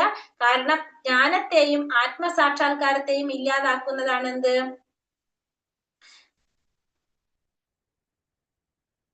ജ്ഞാനത്തെയും ആത്മസാക്ഷാത്കാരത്തെയും ഇല്ലാതാക്കുന്നതാണ് ഈ കാമം. അതിനെ നശിപ്പിക്കാനായിട്ട് നമ്മൾ ശ്രമിക്കണം. കാരണം കാമത്തെ ആവരണം ചെയ്തു കാമം എന്ത് ചെയ്യാണ്? ഈ ജ്ഞാനത്തെ ആവരണം ചെയ്തു വെക്കുകയാണ് ചെയ്യുന്നത്. അപ്പൊ അതുകൊണ്ട് അതിന് നമ്മൾ എന്ത് ചെയ്യണം? നശിപ്പിക്കാനായിട്ട് ശ്രമിക്കണം. ഇന്ദ്രിയങ്ങളെ നിയന്ത്രിച്ച് ആ പാപമുദ്രയായിട്ടുള്ള കാമത്തെ മുരടിപ്പിക്കാനായിട്ട് ശ്രമിക്കണം. ആത്മാവിനെയും ആത്മാവല്ലാത്തതിനെയും വേർതിരിച്ചറിയലാണ് ആത്മാവ് ശരീരമല്ലെന്ന് ഗ്രഹിക്കലാണ് ജ്ഞാനം. അപ്പൊ ജ്ഞാനം എന്ന് പറഞ്ഞാല് ആത്മാവിനെ കുറിച്ചും ആത്മാവല്ലാത്തതും ഏതാണെന്ന് മനസ്സിലാക്കുക, ആത്മാവും ശരീരം അല്ലെന്നുള്ളത് മനസ്സിലാക്കുക. അതാണ് എന്ത്? ജ്ഞാനം എന്ന് പറയുന്നത്. വിജ്ഞാനം എന്ന് പറഞ്ഞാലോ ആത്മാവിനെ കുറിച്ചുള്ള സവിശേഷ ജ്ഞാനം. അതായത് ജീവാത്മാവിന്റെ മൂലസ്വരൂപത്തെയും അതിന് പരമാത്മാവുമായിട്ടുള്ള ബന്ധത്തെയും കുറിച്ചുള്ള അറിവ്. അപ്പൊ ജീവാത്മാവിന്റെ മൂലസ്വരൂപത്തെയും അതിന് പരമാത്മാവുമായിട്ടുള്ള ബന്ധത്തെ കുറിച്ചുമുള്ള അറിവാണ് എന്ത്? വിജ്ഞാനം എന്ന് പറയുന്നത്. ഇന്ദ്രിയാണി പരാണ്യഹൂരീന്ദ്രിയേഭ്യ പരം മനഃ മനസ്സസ്തു പരാ ബുദ്ധിർയോ ബുദ്ധേ പരതസ്തു സഹ. ജഡപദാർത്ഥങ്ങളെക്കാൾ ഉത്കൃഷ്ടങ്ങളാണ് കർമ്മേന്ദ്രിയങ്ങൾ. മനസ്സ് ഇന്ദ്രിയങ്ങളെക്കാൾ ശ്രേഷ്ഠമാണ്. ബുദ്ധി മനസ്സിനെയും കടന്നു നിൽക്കുന്നു. ആത്മാവ് ബുദ്ധിയേക്കാൾ ഉന്നതനാണ്. ഈ ജഡപദാർത്ഥങ്ങളെക്കാൾ ഉത്കൃഷ്ടമായിട്ടുള്ളതാണ് എന്ത്? കർമ്മേന്ദ്രിയങ്ങള്. മനസ്സ് ഇന്ദ്രിയങ്ങളെക്കാളും ശ്രേഷ്ഠമായിട്ടുള്ളതാണ്. ബുദ്ധി മനസ്സിനെയും കടന്നു നിൽക്കുന്നു. ആത്മാവാണെങ്കിലോ ബുദ്ധിയേക്കാൾ ഉന്നതനാണ്. അപ്പൊ ഏറ്റവും മുകളിൽ നിൽക്കുന്നത് ആരാണ്? ആത്മാവാണ്. അപ്പൊ പ്രവർത്തിപ്പിക്കേണ്ടത് ആരാണ്? ആത്മാവാണ്. പക്ഷെ ഇവിടെ എങ്ങനെയാണ് നടക്കുന്നത്? ഇന്ദ്രിയങ്ങളാണ് പ്രവർത്തിപ്പിക്കുന്നത്. ആത്മാവ് ഭഗവാനുമായി നേരിട്ട് സമ്പർക്കം പുലർത്തുമ്പോൾ അതിന്റെ നിയന്ത്രണത്തിലുള്ള ബുദ്ധി, മനസ്സ്, ഇന്ദ്രിയങ്ങൾ ഇവയെല്ലാം സ്വാഭാവികമായി ഭഗവാനിൽ തന്നെ വ്യാപരിപ്പിക്കും. അപ്പൊ നമ്മൾ എന്ത് ചെയ്യണം? ആത്മാവിനെ ഭഗവാനുമായിട്ട് ബന്ധപ്പെടുത്തി വെക്കാം. അപ്പൊ ഭഗവാനുമായിട്ട് ആത്മാവിനെ ബന്ധപ്പെടുത്തി വെക്കുമ്പോൾ സ്വാഭാവികമായിട്ടും ബുദ്ധിയെ, മനസ്സിനെയും ഇന്ദ്രിയങ്ങളെ നിയന്ത്രിക്കാനായിട്ടും അത് ഭഗവാനിൽ വ്യാപരിപ്പിക്കാനായിട്ടും സാധിക്കും. അപ്പൊ നമുക്ക് എന്താ ചെയ്യേണ്ടത്? ആത്മാവിനെ ഭഗവാനുമായിട്ട് ബന്ധപ്പെടുത്തി വെക്കണം. അതാണ് നമ്മൾ ചെയ്യേണ്ടത്. ഏവം ബുദ്ധേ പരം ബുദ്ധ്വാ ആത്മനഃ ജഹി ശത്രും മഹാബാഹോ കാമരൂപം ദുരാസദം. മഹാബാഹോ ഭൗതികങ്ങളായ ഇന്ദ്രിയങ്ങൾക്കും മനസ്സിനും ബുദ്ധിക്കും അതീതനാണ് താനെന്നറിഞ്ഞിട്ട് ദൃഢനിശ്ചയത്തോടുള്ള ആത്മീയ ബുദ്ധിയും കൃഷ്ണാവബോധം ആത്മീയ ശക്തിയും കൊണ്ട് മനസ്സിനെ ഉറപ്പിച്ച് അദമ്യനായ കാമം എന്ന ശത്രുവിനെ കീഴടക്കുക. എന്ത് വേണം?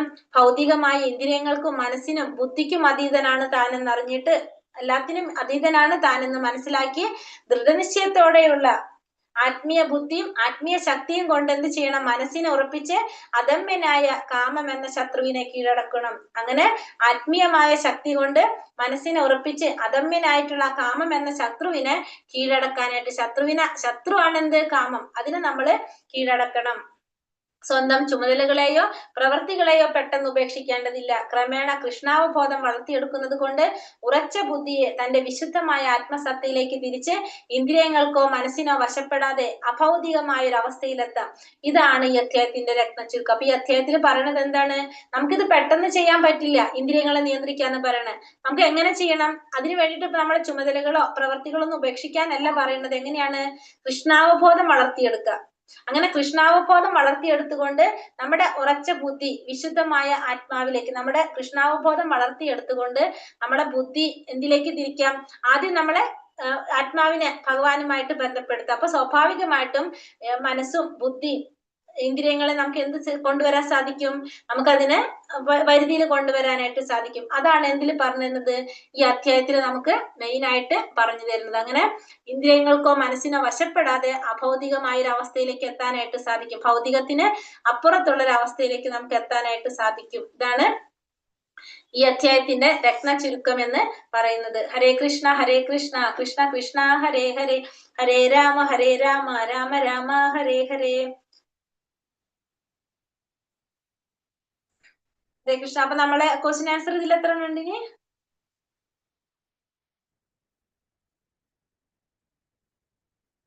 2 ക്വസ്റ്റ്യൻസ്. 2 ഉള്ളു അല്ലെ? ഏതൊക്കെയാണ്? ആത്മസാക്ഷാത്കാരത്തിന്റെ പാതയിൽ വിലങ്ങുതടികൾ ഏതെല്ലാം? ഏതൊക്കെയാണത്? ആസക്തിയും വിരക്തിയും. എന്തൊക്കെയാണത്? ആസക്തിയും വിരക്തിയും. വിരക്തിയും. അടുത്ത ചോദ്യം എന്തായിരുന്നു? എന്താണ് ഈ അധ്യായത്തിന്റെ രത്നചുരുക്കം? എന്താണ് രത്ന ചുരുക്കം? മനസ്സ്, ബുദ്ധി, ശക്തി, മനസ്സുറച്ച്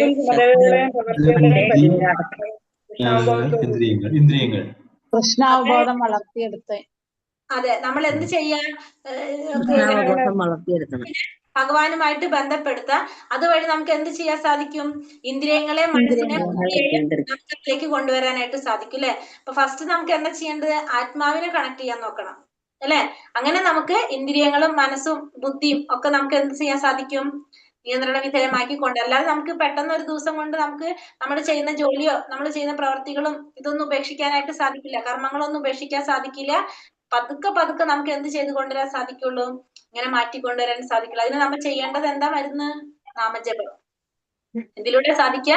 നാമജപത്തിലൂടെയാണ് നമുക്കത് ചെയ്യാനായിട്ട് സാധിക്കുന്നത്. ഹരേ കൃഷ്ണ. മാതാജി ഒരിക്കൽ കൂടെ പറയാമോ ഇതിന്റെ ഉത്തരം? ഇതിന്റെ ഉത്തരം പറയാനായിട്ടാണെങ്കിൽ, എഴുതിയെടുക്കാനാണെങ്കിൽ ആ ഉത്തരം എഴുതാം. അപ്പൊ ഞാൻ പറഞ്ഞത് നിങ്ങൾക്ക് മനസ്സിലാവാൻ വേണ്ടിട്ട് പറഞ്ഞത്. അതായത് നമുക്ക് എന്ത് ചെയ്യാം? നമ്മുടെ എന്തിനാണ്? ആത്മാവിനെ കൃഷ്ണാവബോധത്തിൽ ഉറപ്പിച്ചുകൊണ്ട് ബന്ധപ്പെടുത്താം. അതായത് കൃഷ്ണാവബോധത്തില് വ്യാപരിപ്പിക്കാൻ ശ്രമിക്കും നമ്മള്. നാമജപത്തിലൂടെ, ശ്രവണത്തിലൂടെ. അങ്ങനെ ആത്മാവിനെ നമുക്ക് ഭഗവാനുമായിട്ട് ബന്ധപ്പെടുത്തി കഴിഞ്ഞാൽ സ്വാഭാവികമായിട്ടും എന്ത് സാധിക്കും? ഇന്ദ്രിയങ്ങളെ വിധേയമായിട്ട് തന്നെ വരും.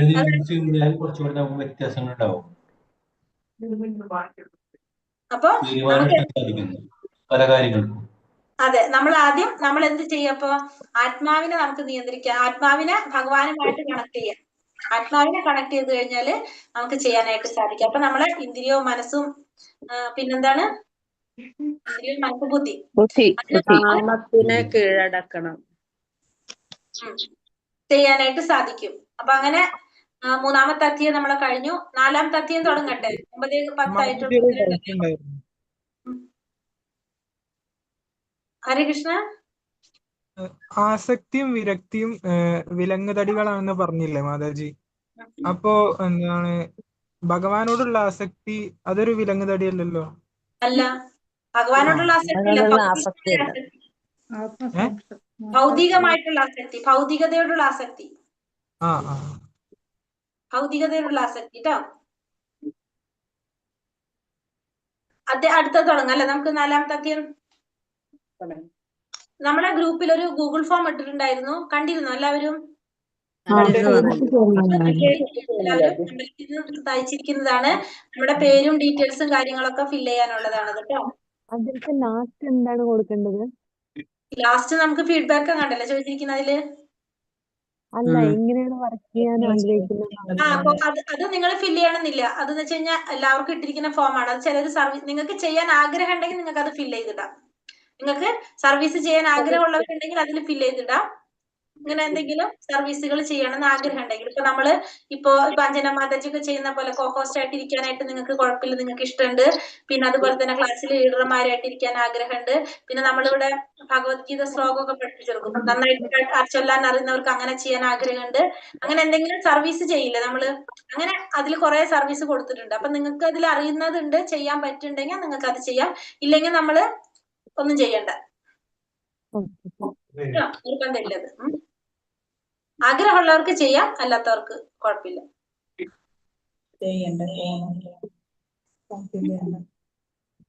അടുത്ത അധ്യായം 4-ാമത്തെ അധ്യായം കൂടി തുടങ്ങാം നമുക്കിന്ന്. നമ്മള് ഭയങ്കര പിന്നില. ഹരേ കൃഷ്ണ. ഓം നമോ ഭഗവതേ വാസുദേവായ. നല്ലൊരു അധ്യായമാണ്. ഇനി എല്ലാവരും നല്ല ഉഷാറായിട്ടിരിക്കാം. നമുക്ക് 4-ാമത്തെ അധ്യായം അതീന്ദ്രിയ യോഗം, അതീന്ദ്രിയ ജ്ഞാനം. ഭഗവാനെ കുറിച്ച് പറയുന്നതാണ് അല്ലെ ഇതില്. അതീന്ദ്രിയ ജ്ഞാനം. ഈ 2-ാമത്തെ അധ്യായത്തിന്റെ അത്രയും ബുദ്ധിമുട്ട് ഇനിയുള്ള അധ്യായങ്ങൾ വരുന്നില്ല. അപ്പൊ നമ്മള് 4-ാമത്തെ അധ്യായം ഏതാണ്? അതീന്ദ്രിയ ജ്ഞാനം. ഭഗവാനെ കുറിച്ച് പറയുന്നതാണ് അല്ലെ. അതീന്ദ്രിയമായ കാര്യങ്ങളാണ് 4-ാമത്തെ അധ്യായത്തില് പറയുന്നത്. എന്താണ് പറയുന്നത്? 1-ാമത്തെ ശ്ലോകത്തിൽ ഭഗവാൻ പറയുന്നത് എന്താണ്? ശ്രീ ഭഗവാനുവാച ഇമം വിവസ്വതേ യോഗം പ്രോക്തവാനാഹം അവ്യയം വിവസ്വാൻ മനവേ പ്രാഹ മനോരിഷാകവേ പ്രവീത്. ഭഗവാൻ പറഞ്ഞു, സനാതനമായ ഈ യോഗത്തെ പണ്ട് ഞാൻ സൂര്യദേവനായ വിവസ്വാൻ ഉപദേശിച്ചു. വിവസ്വാൻ മനുഷ്യവംശ പിതാവായ മനുവിനും മനു ഇഷാകുവിനും ഉപദേശിച്ചു. അപ്പൊ ഈ സനാതനമായ യോഗം ഇത് ഞാൻ പണ്ട് ആർക്ക് ഉപദേശിച്ചിട്ടുണ്ടായിരുന്നു? വിവസ്വാൻ ഉപദേശിച്ചിട്ടുണ്ടായിരുന്നു. വിവസ്വാൻ അത് മനുഷ്യവംശ പിതാവായിട്ടുള്ള മനുവിന് ഉപദേശിച്ചു. മനു അതെന്ത് ചെയ്തു? മനു അത് ഇഷാകുവിനും ഉപദേശിച്ചു കൊടുത്തു. അങ്ങനെ ഓരോരുത്തരിലേക്ക് അത് മാറി മാറി പോയിക്കൊണ്ടിരുന്നു. ഭഗവാൻ തന്റെ ശിഷ്യനായ വിവസ്വാനെ ഗീത ഉപദേശിച്ചത് മനു ജനിക്കുന്നതിന് മുമ്പാണെന്ന് കരുതുന്ന പക്ഷം ഈ സംഭവം കുറഞ്ഞത് 12 കോടി 4 വർഷങ്ങൾക്ക് മുമ്പ് നടന്നിരിക്കണം. അപ്പൊ ഈ ഉപദേശം നടക്കുന്നത് എപ്പോഴായിരിക്കണം? 12 കോടി 4 വർഷങ്ങൾക്ക് മുമ്പായിരിക്കണം ഈ ഒരു ഉപദേശം നടന്നിരിക്കുന്നത്. അങ്ങനെ ഭഗവത്ഗീത മനുഷ്യലോകത്തിൽ 2 ദശലക്ഷം സംവത്സരങ്ങളായി നിലനിന്നു പോരുന്നു. 5000 വർഷങ്ങൾക്ക് മുമ്പ് ഭഗവാൻ അത് വീണ്ടും അർജുനന് ഉപദേശിച്ചു. അപ്പൊ ഇത്രയും വർഷങ്ങൾക്ക് മുമ്പാണ് ഇതിനു മുന്നേ ഭഗവാൻ ഭഗവത്ഗീത ഉപദേശിച്ചത്. അതിനുശേഷം എന്ത് സംഭവിക്കുകയാണ്? അത് നഷ്ടപ്പെട്ടു പോയപ്പോഴാണ് പിന്നെ 5000 വർഷങ്ങൾക്ക് മുമ്പ് ഭഗവാൻ അത് അർജുനന് ഉപദേശിച്ചു കൊടുക്കുന്നത്. അപ്പൊ ഇത് എത്ര വർഷങ്ങളായിട്ട് പറയുന്നതാണ്? 2 ദശലക്ഷം സംവത്സരങ്ങളായിട്ട് നിലനിന്ന് പോരുന്നതാണ് എന്ത്? ഈ ഭഗവത്ഗീത. ഏവം പരമ്പരാ പ്രാപ്തം ഇമം രാജർഷയോ വിദുഹു സകാലേ നേഹ മഹതോ യോഗ നഷ്ടാ പരം തപ. അങ്ങനെ ശിഷ്യ പരമ്പരയിലൂടെ പകർന്നു കിട്ടിയ ഈ സർവോത്കൃഷ്ടമായ ശാസ്ത്രം രാജർഷികൾ ശരിയായി മനസ്സിലാക്കിയിരുന്നു. അങ്ങനെ ഈ ഗുരുശിഷ്യ പരമ്പരയിലൂടെ പകർന്നു കിട്ടിയിട്ടുള്ള ഈ സർവോത്കൃഷ്ടമായിട്ടുള്ള ശാസ്ത്രം ആർക്ക് മനസ്സിലാക്കാൻ സാധിച്ചിരുന്നു? രാജർഷികൾക്ക് ശരിയായിട്ട് മനസ്സിലാക്കാനായിട്ട് സാധിച്ചിരുന്നു. പിന്നീട് അതെന്താ സംഭവിച്ചത്? കാലക്രമേണ ആ പാരമ്പര്യ ശൃംഖല മുറിഞ്ഞു പോവുകയും ഇത് നഷ്ടപ്രായമാവുകയും ചെയ്തു. പിന്നീട് ആ പാരമ്പര്യ ശൃംഖല അങ്ങനെ ആ പാരമ്പര്യ ശൃംഖല മുറിഞ്ഞു പോയി, അത് നഷ്ടപ്പെട്ടു പോയി.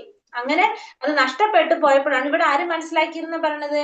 രാജർഷികൾ ശരിയായ രീതിയിൽ മനസ്സിലാക്കിയിട്ടുണ്ടായിരുന്നു. രാജർഷികൾ എന്ന് വെച്ചാൽ ആരാണ്? രാജാക്കന്മാരായിരിക്കും. പക്ഷെ അവർ ജീവിക്കുന്നത് എങ്ങനെയാണ്? ഋഷികളുടെ പോലെ ജീവിക്കുന്നവരായിരിക്കും. ഋഷിതുല്യമായ ജീവിതം നയിക്കുന്നവരാണ്. പക്ഷെ അവര് രാജാക്കന്മാർ കൂടി ആയിരിക്കും. അങ്ങനെയുള്ളവരാണ് രാജർഷികൾ എന്ന് പറയുന്നത്.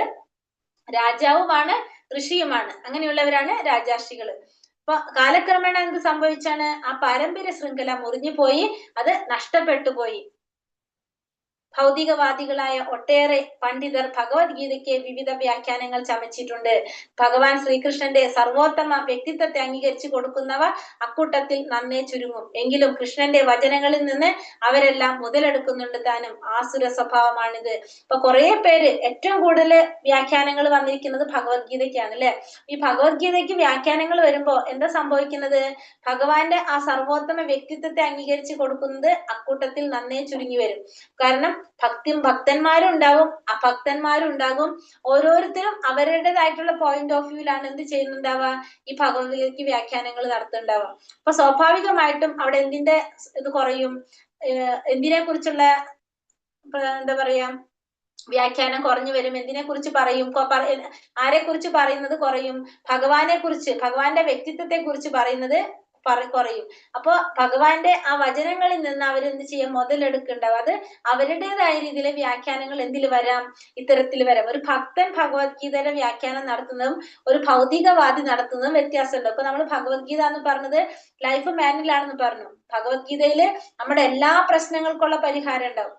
അപ്പൊ ഒരു ഭക്തൻ എന്താ ചെയ്യാ, ഭക്തിയാണ് കൂടുതൽ അതിൽ പ്രചരിപ്പിക്കാൻ ശ്രമിക്കുന്നത്. കാരണം ഭക്തിയിലൂടെ നമുക്ക് എല്ലാം കിട്ടും. അപ്പൊ നമ്മൾ എന്തുമാത്രം ഫോക്കസ് ചെയ്യുള്ളൂ, ഒരു ഭക്തൻ ഭക്തിയെ മാത്രം അതില് കാണിക്കാൻ നോക്കുന്നത്.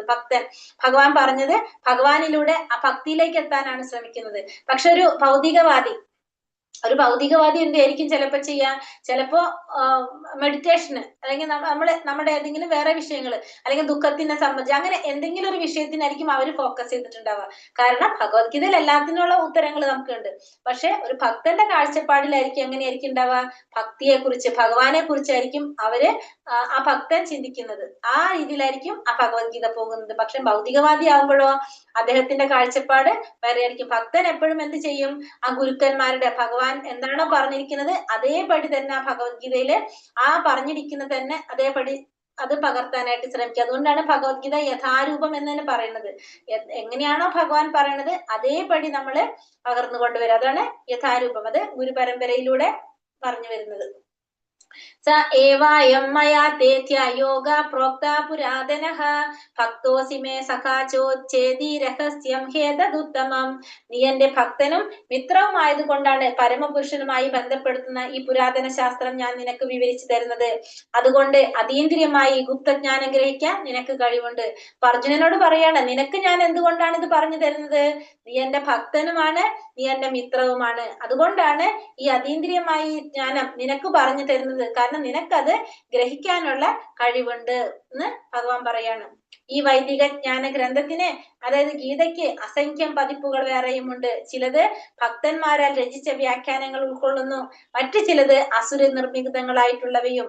ഭക്തന്മാരുടെ വ്യാഖ്യാനം സത്യം വെളിവാക്കുന്നു, അസുരന്മാരുടേത് നിഷ്പ്രയോജനങ്ങളാണ്. പരമസ്മായ സത്യം എന്ന് പറയുന്നത് ഭഗവാനാണ്. അപ്പൊ ഭഗവാനെ കുറിച്ചുള്ള ഒരു സത്യം വെളിവാക്കുന്നതാണ് ആരുടെ വ്യാഖ്യാനങ്ങള്, ഭക്തന്മാരുടെ വ്യാഖ്യാനങ്ങൾ. പക്ഷെ അസുരന്മാരുടേതാണെങ്കിലോ അത് നിഷ്പ്രയോജനങ്ങളായിട്ടുള്ളതാണ്. ഭാഗവതത്തിൽ പറയുന്നത് എന്താണ്, പരമസത്യത്തെ, ആ പരമാത്മാവിനെ കുറിച്ച് പറയാത്ത ഗ്രന്ഥങ്ങളെല്ലാം എങ്ങനെയാണെന്നാ പറയുന്നത്, കാക്കകളുടെ തീർത്ഥാടനം പോലെയാണെന്നാ പറയാ. കാക്കകളുടെ തീർത്ഥാടനം പോലെയാണ്, അതുകൊണ്ട് ആർക്കും ഒരു പ്രയോജനം ഉണ്ടാകുന്നില്ല എന്നാണ് പറയുന്നത്. അർജുന ഉവാച അപരം ഭവതോ ജന്മ പരം ജന്മ വിവസ്വതഃ കഥമേതത് വിജാനീയാം ത്വമാദോ പ്രോക്തവാനിതി.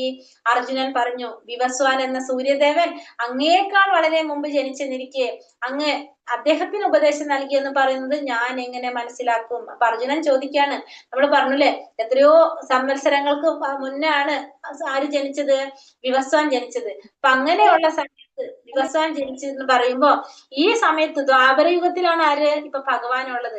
അപ്പൊ എങ്ങനെയാണ് എനിക്ക് മനസ്സിലാക്കാൻ സാധിക്കുന്നത്, അങ്ങ് വിവസ്വാൻ ഉപദേശങ്ങൾ നൽകിയെന്ന് പറയുന്നത് ഞാൻ എങ്ങനെ മനസ്സിലാക്കും. കൃഷ്ണന്റെ പരമാധികാരം ഏവരും അംഗീകരിക്കുന്നതാകിയാൽ അദ്ദേഹം തന്നെ അത് സ്വയം വെളിപ്പെടുത്തണം എന്നതായിരുന്നു അർജുനന്റെ ഉദ്ദേശം. തങ്ങൾക്കും അനുയായികൾക്കും മാത്രം ഗ്രഹിക്കാവുന്ന വിധത്തിൽ കൃഷ്ണനെ വികലമായി കാട്ടാനുള്ള അസുരന്മാരുടെ ശ്രമം ഫലിച്ചുകൂടാ. അപ്പൊ ഭഗവാന്റെ അടുത്ത് അർജുനൻ എന്തിനാണ് ചോദിക്കുന്നത്, ഭഗവാൻ പരമദിവ്യോത്തമ പുരുഷനാണ്, ഭഗവാന് ജനന മരണങ്ങളില്ല എന്ന് ഭഗവാനെ കൊണ്ട് തന്നെ പറയിപ്പിക്കാൻ വേണ്ടിയിട്ട്, ഭഗവാന്റെ ആ സർവ അതിശയത്വം എല്ലാവരെയും അറിയിക്കാൻ വേണ്ടിയിട്ടാണ് ഭഗവാന്റെ അടുത്ത് അർജുനൻ ഇങ്ങനെ ഒരു ചോദ്യം ചോദിക്കുന്നത്. അങ്ങനെ എന്താണ്, ആസുരികമായിട്ടുള്ളവരുടെ ശ്രമം ഫലിക്കാതിരിക്കാൻ വേണ്ടിയിട്ട്.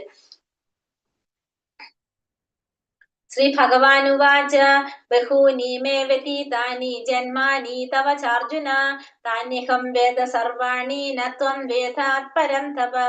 ശ്രീ ഭഗവാൻ പറഞ്ഞു, ശത്രുക്കളെ കീഴടക്കുന്നവനെ, എനിക്കും നിനക്കും എണ്ണമറ്റ ജന്മങ്ങൾ കഴിഞ്ഞു പോയിരിക്കുന്നു. എനിക്കതെല്ലാം ഓർമ്മിക്കാൻ കഴിയും, നിനക്കത് സാധ്യമല്ല. അപ്പൊ ഭഗവാൻ എന്താ പറഞ്ഞതിവിടെ?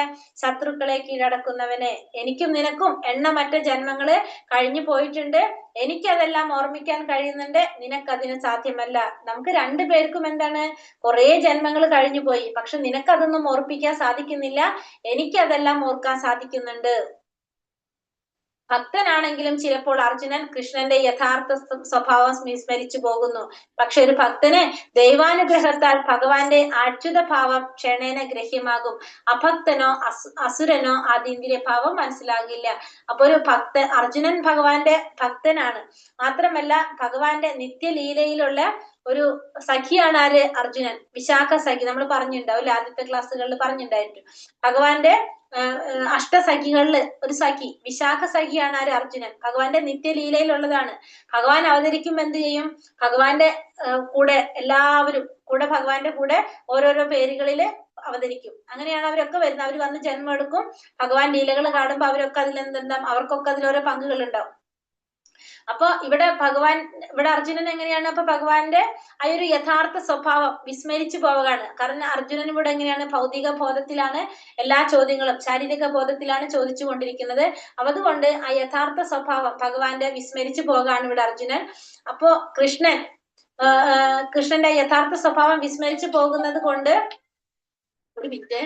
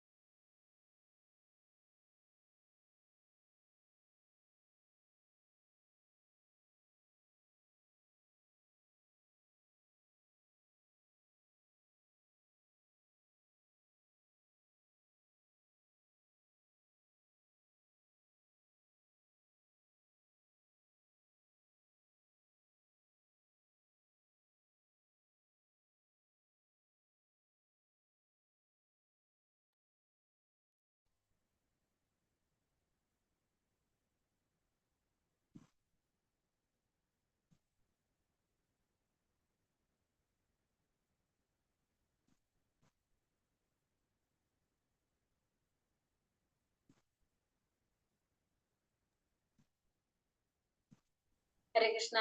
അപ്പൊ ഒരു ഭക്തൻ അർജുനനെ എന്തുകൊണ്ടാണ്? ഇപ്പൊ അർജുനന്റെ യഥാർത്ഥ സ്വഭാവം വിസ്മരിച്ചു പോകാണ്. അതുകൊണ്ടാണ് അർജുനൻ ഇവിടെ ഭഗവാനോട് എന്ത് ചോദിക്കുന്നത്? അങ്ങയെ കുറിച്ച് അറിയാൻ സാധിക്കുന്നില്ല അല്ലെ? കാരണം കഴിഞ്ഞ ആർക്ക് പറഞ്ഞു കൊടുത്തപ്പോഴാണ് വിവസ്വാന് പറഞ്ഞു കൊടുത്തത്, എങ്ങനെ മനസ്സിലാക്കാൻ സാധിക്കുമെന്ന് ചോദിക്കുന്നത്. ആ അതീന്ദ്രിയ പക്ഷെ ഒരു ഭക്തനെ സംബന്ധിച്ച് എന്താണ്? ഭഗവാന്റെ അനുഗ്രഹം കൊണ്ട്, ദൈവാനുഗ്രഹത്താൽ ഭഗവാന്റെ അച്യുത ഭാവം ക്ഷണേന മനസ്സിലാക്കാൻ ആർക്ക് സാധിക്കും? ഒരു ഭക്തന് സാധിക്കും. പക്ഷെ അസുരിക സ്വഭാവത്തിലുള്ളവർക്കോ, അഭക്തന് ഒരിക്കലും ഭഗവാന്റെ അതീന്ദ്രിയ സ്വഭാവം മനസ്സിലാക്കാനായിട്ട് സാധിക്കില്ല. അജോപി സന്യവ്യായാത്മാ ഭൂതാനാമീശ്വരോപി സൻ പ്രകൃതിം സ്വാമധിഷ്ഠായ സംഭവാമാത്മമായയാ. എനിക്ക് പിറവിയില്ല. എന്താ ഭഗവാനോട് പറഞ്ഞത്? എനിക്ക് പിറവിയില്ല, എന്റെ അതീന്ദ്രിയമായ ശരീരത്തിന് നാശം നേരിടുന്നില്ല, ജീവജാലങ്ങളുടെ എല്ലാം അധിപതിയാണ് ഞാൻ. എന്നിരിക്കലും യുഗം തോറും എന്റെ ആദിമവും അതീന്ദ്രിയവുമായ രൂപത്തിൽ ഞാൻ അവതരിക്കുന്നു. അപ്പൊ ഭഗവാൻ പറയാണ്, ഭഗവാന്റെ ശരീരത്തിന് ഒരിക്കലും നാശം നേടുന്നില്ല, ഭഗവാന്റെ ജീവജാലങ്ങളുടെ എല്ലാം അധിപതിയാണ് ഞാൻ. എന്നാലും ഞാൻ എന്താണ്? യുഗം തോറും ഞാൻ അവതരിക്കും. എങ്ങനെ? എന്റെ ആദിമവും അതീന്ദ്രിയവുമായ രൂപത്തിൽ ഞാൻ അവതരിച്ചു കൊണ്ടേയിരിക്കും. സൂര്യൻ ഉദിക്കുകയും കൺമുന്നിൽ നിന്ന് നീങ്ങി ഒടുവിൽ അസ്തമിക്കുകയും ചെയ്യുന്നത് പോലെ അദ്ദേഹത്തിന്റെ ആവിർഭാവ തിരോഭാവങ്ങൾ. ഇപ്പൊ ഭഗവാൻ നമ്മളിവിടെ എന്താണ് പറഞ്ഞത്? ഇപ്പൊ നമ്മള് സൂര്യനെ കുറിച്ച് പറഞ്ഞല്ലേ, സൂര്യൻ ദൃഷ്ടിയിൽ നിന്നും മറയുമ്പോൾ അസ്തമിച്ചു എന്നും കൺമുന്നിൽ നിൽക്കുമ്പോൾ ചക്രവാളത്തിലുണ്ടെന്ന് നമുക്ക് തോന്നുന്നു. വാസ്തവത്തിൽ സൂര്യൻ സ്വസ്ഥാനത്ത് തന്നെയാണ് എപ്പോഴും. അപ്പൊ സൂര്യൻ ഉദിക്കുമ്പോഴും നമ്മളിവിടെ സൂര്യനെ കാണും, സൂര്യൻ അസ്തമിക്കുമ്പോൾ നമ്മുടെ വിചാരം എന്താണ്? സൂര്യൻ പോയി. പക്ഷെ എന്താണ്? നമ്മളെ കൺമുന്നില് കാണുന്നില്ല, പക്ഷെ സൂര്യൻ എന്തുണ്ട്? അവിടെ തന്നെ, ആ ചക്രവാളത്തിൽ തന്നെ സൂര്യനുണ്ട്. അതേപോലെ തന്നെയാണ് ഭഗവാൻ. ഇപ്പൊ നമ്മളിവിടെ കലിയുഗം നടക്കാണ്, നമ്മളിവിടെ കലിയുഗം നടക്കാണ്. ഇപ്പൊ ഭഗവാന്റെ അവതാരം ഇനി വരാനിരിക്കുകയാണുള്ളത് അല്ലെ? അപ്പൊ ഏതെങ്കിലും ഒരു ഗ്രഹത്തിൽ എങ്ങനെയായിരിക്കും? ചിലപ്പോ സത്യയുഗമായിരിക്കും നടക്കുന്നുണ്ടാവുക, അവിടെ ഭഗവാന്റെ ലീലകൾ നടക്കുന്നുണ്ടാവും. ചിലപ്പോ ദ്വാപരയുഗമായിരിക്കും ഒരിക്കൽ നടക്കുന്നുണ്ടാവുക, അപ്പൊ അവിടെ ഭഗവാൻ ശ്രീകൃഷ്ണനായിട്ട് അവതരിച്ച് അവിടെ ലീലകൾ നടക്കുന്നുണ്ടാവും. അങ്ങനെ നടന്നുകൊണ്ടേ ഇരിക്കുന്നുണ്ടാവും. ഇതൊക്കെ നമുക്കതൊന്നും മനസ്സിലാക്കാനായിട്ട് സാധിക്കുന്നില്ല എന്ന് മാത്രം. യഥാ യഥാ ഹി ധർമ്മസ്യ ഗ്ലാനിർഭവതി ഭാരത അഭ്യുത്ഥാനമധർമ്മസ്യ തദാത്മാനം സൃജാമ്യഹം. എപ്പോൾ എവിടെ ധർമാചരണത്തിന് ക്ഷയം നേരിടുന്നുവോ, എപ്പോൾ അധർമ്മം തഴച്ചു വളരുന്നുവോ, അപ്പോഴെല്ലാം ഞാൻ അവതരിക്കുന്നു. അപ്പൊ എപ്പോഴാണോ ധർമ്മത്തിന്റെ ആചരണത്തിന് ക്ഷയം നേരിടുന്നത്, അധർമ്മം തഴച്ചു വളരുന്നത്, അപ്പോഴൊക്കെ ഭഗവാൻ അവതരിക്കും എന്ന് അർജുനനോട് പറയാണ്. സിജാമി എന്ന പദം ഭഗവാന്റെ സ്വരൂപത്തിലുള്ള ആവിർഭാവത്തെയാണ് സൂചിപ്പിക്കുന്നത്. ഭഗവാന്റെ ആ സ്വരൂപത്തിനുള്ള ആവിർഭാവത്തെയാണ് ഇവിടെ എന്ത് പറയണത്? സിജാമി എന്ന് പറയുന്നത്. ധർമ്മശാസ്ത്രങ്ങളിൽ പ്രതിപാദിക്കപ്പെടാത്തതൊന്നും അവതാരമായിട്ട് കരുതാൻ വയ്യ. അപ്പൊ ഭഗവാന്റെ ധർമ്മശാസ്ത്രങ്ങളിൽ എന്ത് പറഞ്ഞിട്ടുണ്ടാവും? ഭഗവാന്റെ അവതാരങ്ങളെ കുറിച്ച് പറഞ്ഞിട്ടുണ്ടാവും. അല്ലാത്തതൊന്നും നമുക്ക് എന്ത് ചെയ്യണ്ട? നമുക്കത് അവതാരമാണെന്ന് കരുതേ വേണ്ട. അവതാരങ്ങളെ കുറിച്ച് നിങ്ങൾ കണ്ടിരുന്നോ? ഭാഗവതത്തിൽ കയറുന്നവര് അവതാരത്തെ കുറിച്ച് കേട്ടിരുന്നോ? ക്ലാസ് കേട്ടിരുന്നോ? ഭാഗവതത്തിന്റെ റെക്കോർഡ്, പ്ലേലിസ്റ്റ്?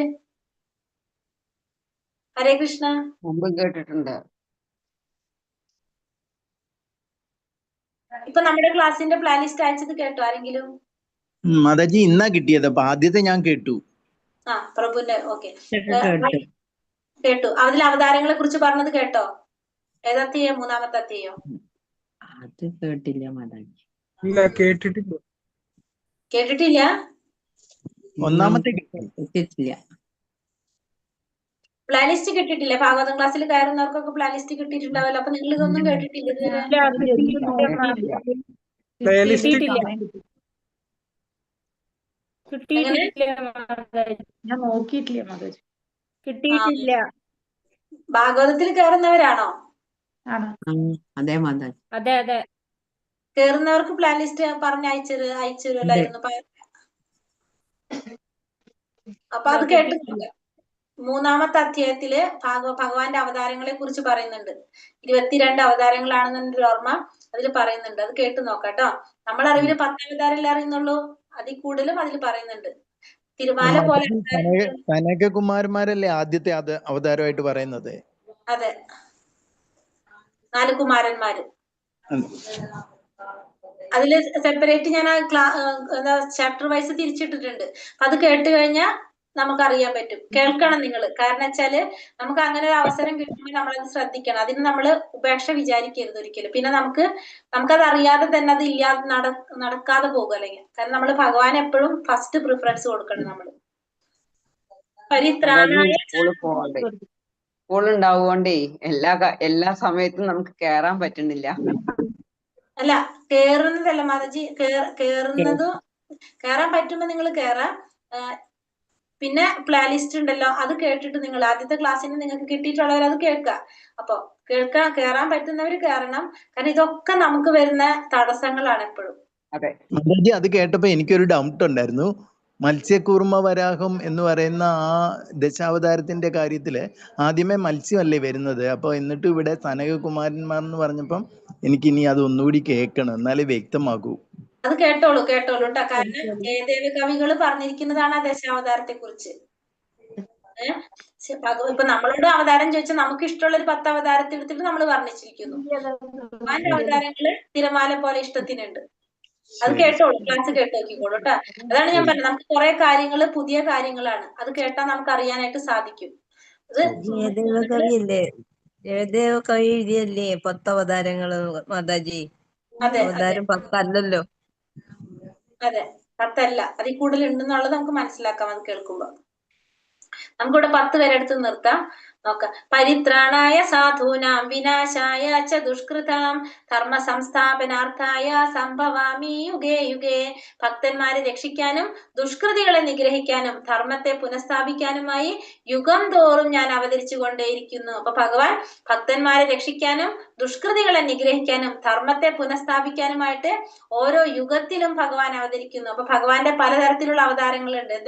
എങ്ങനെയാണ്? ഫുള്ള് ഈ പറഞ്ഞ 24 അവതാരങ്ങള് നമ്മളിപ്പോ പറഞ്ഞ പിന്നെയും അറിയാത്ത നമുക്ക് ഇഷ്ടത്തിന് തിരമാല പോലെ അവതാരങ്ങൾ ഉണ്ടെന്നാ പറയുന്നത്. അതിനെ നമുക്ക് കാറ്റഗറൈസ് ചെയ്യാണ് പുരുഷാവതാരങ്ങൾ, ഗുണാവതാരങ്ങൾ, ലീലാവതാരങ്ങൾ, ശക്തിയാവേശാവതാരങ്ങൾ, മന്വന്തരാവതാരങ്ങൾ, യുഗാവതാരങ്ങൾ, ഇങ്ങനെ 6ആയിട്ട് തിരിക്കുകയാണ് പുരുഷാവതാരങ്ങള്, പിന്നെ ഗുണാവതാരങ്ങള്, ലീലാവതാരങ്ങള്, ശക്തിയാവേശാവതാരങ്ങള്, മന്വന്തരാവതാരം, യുഗാവതാരം.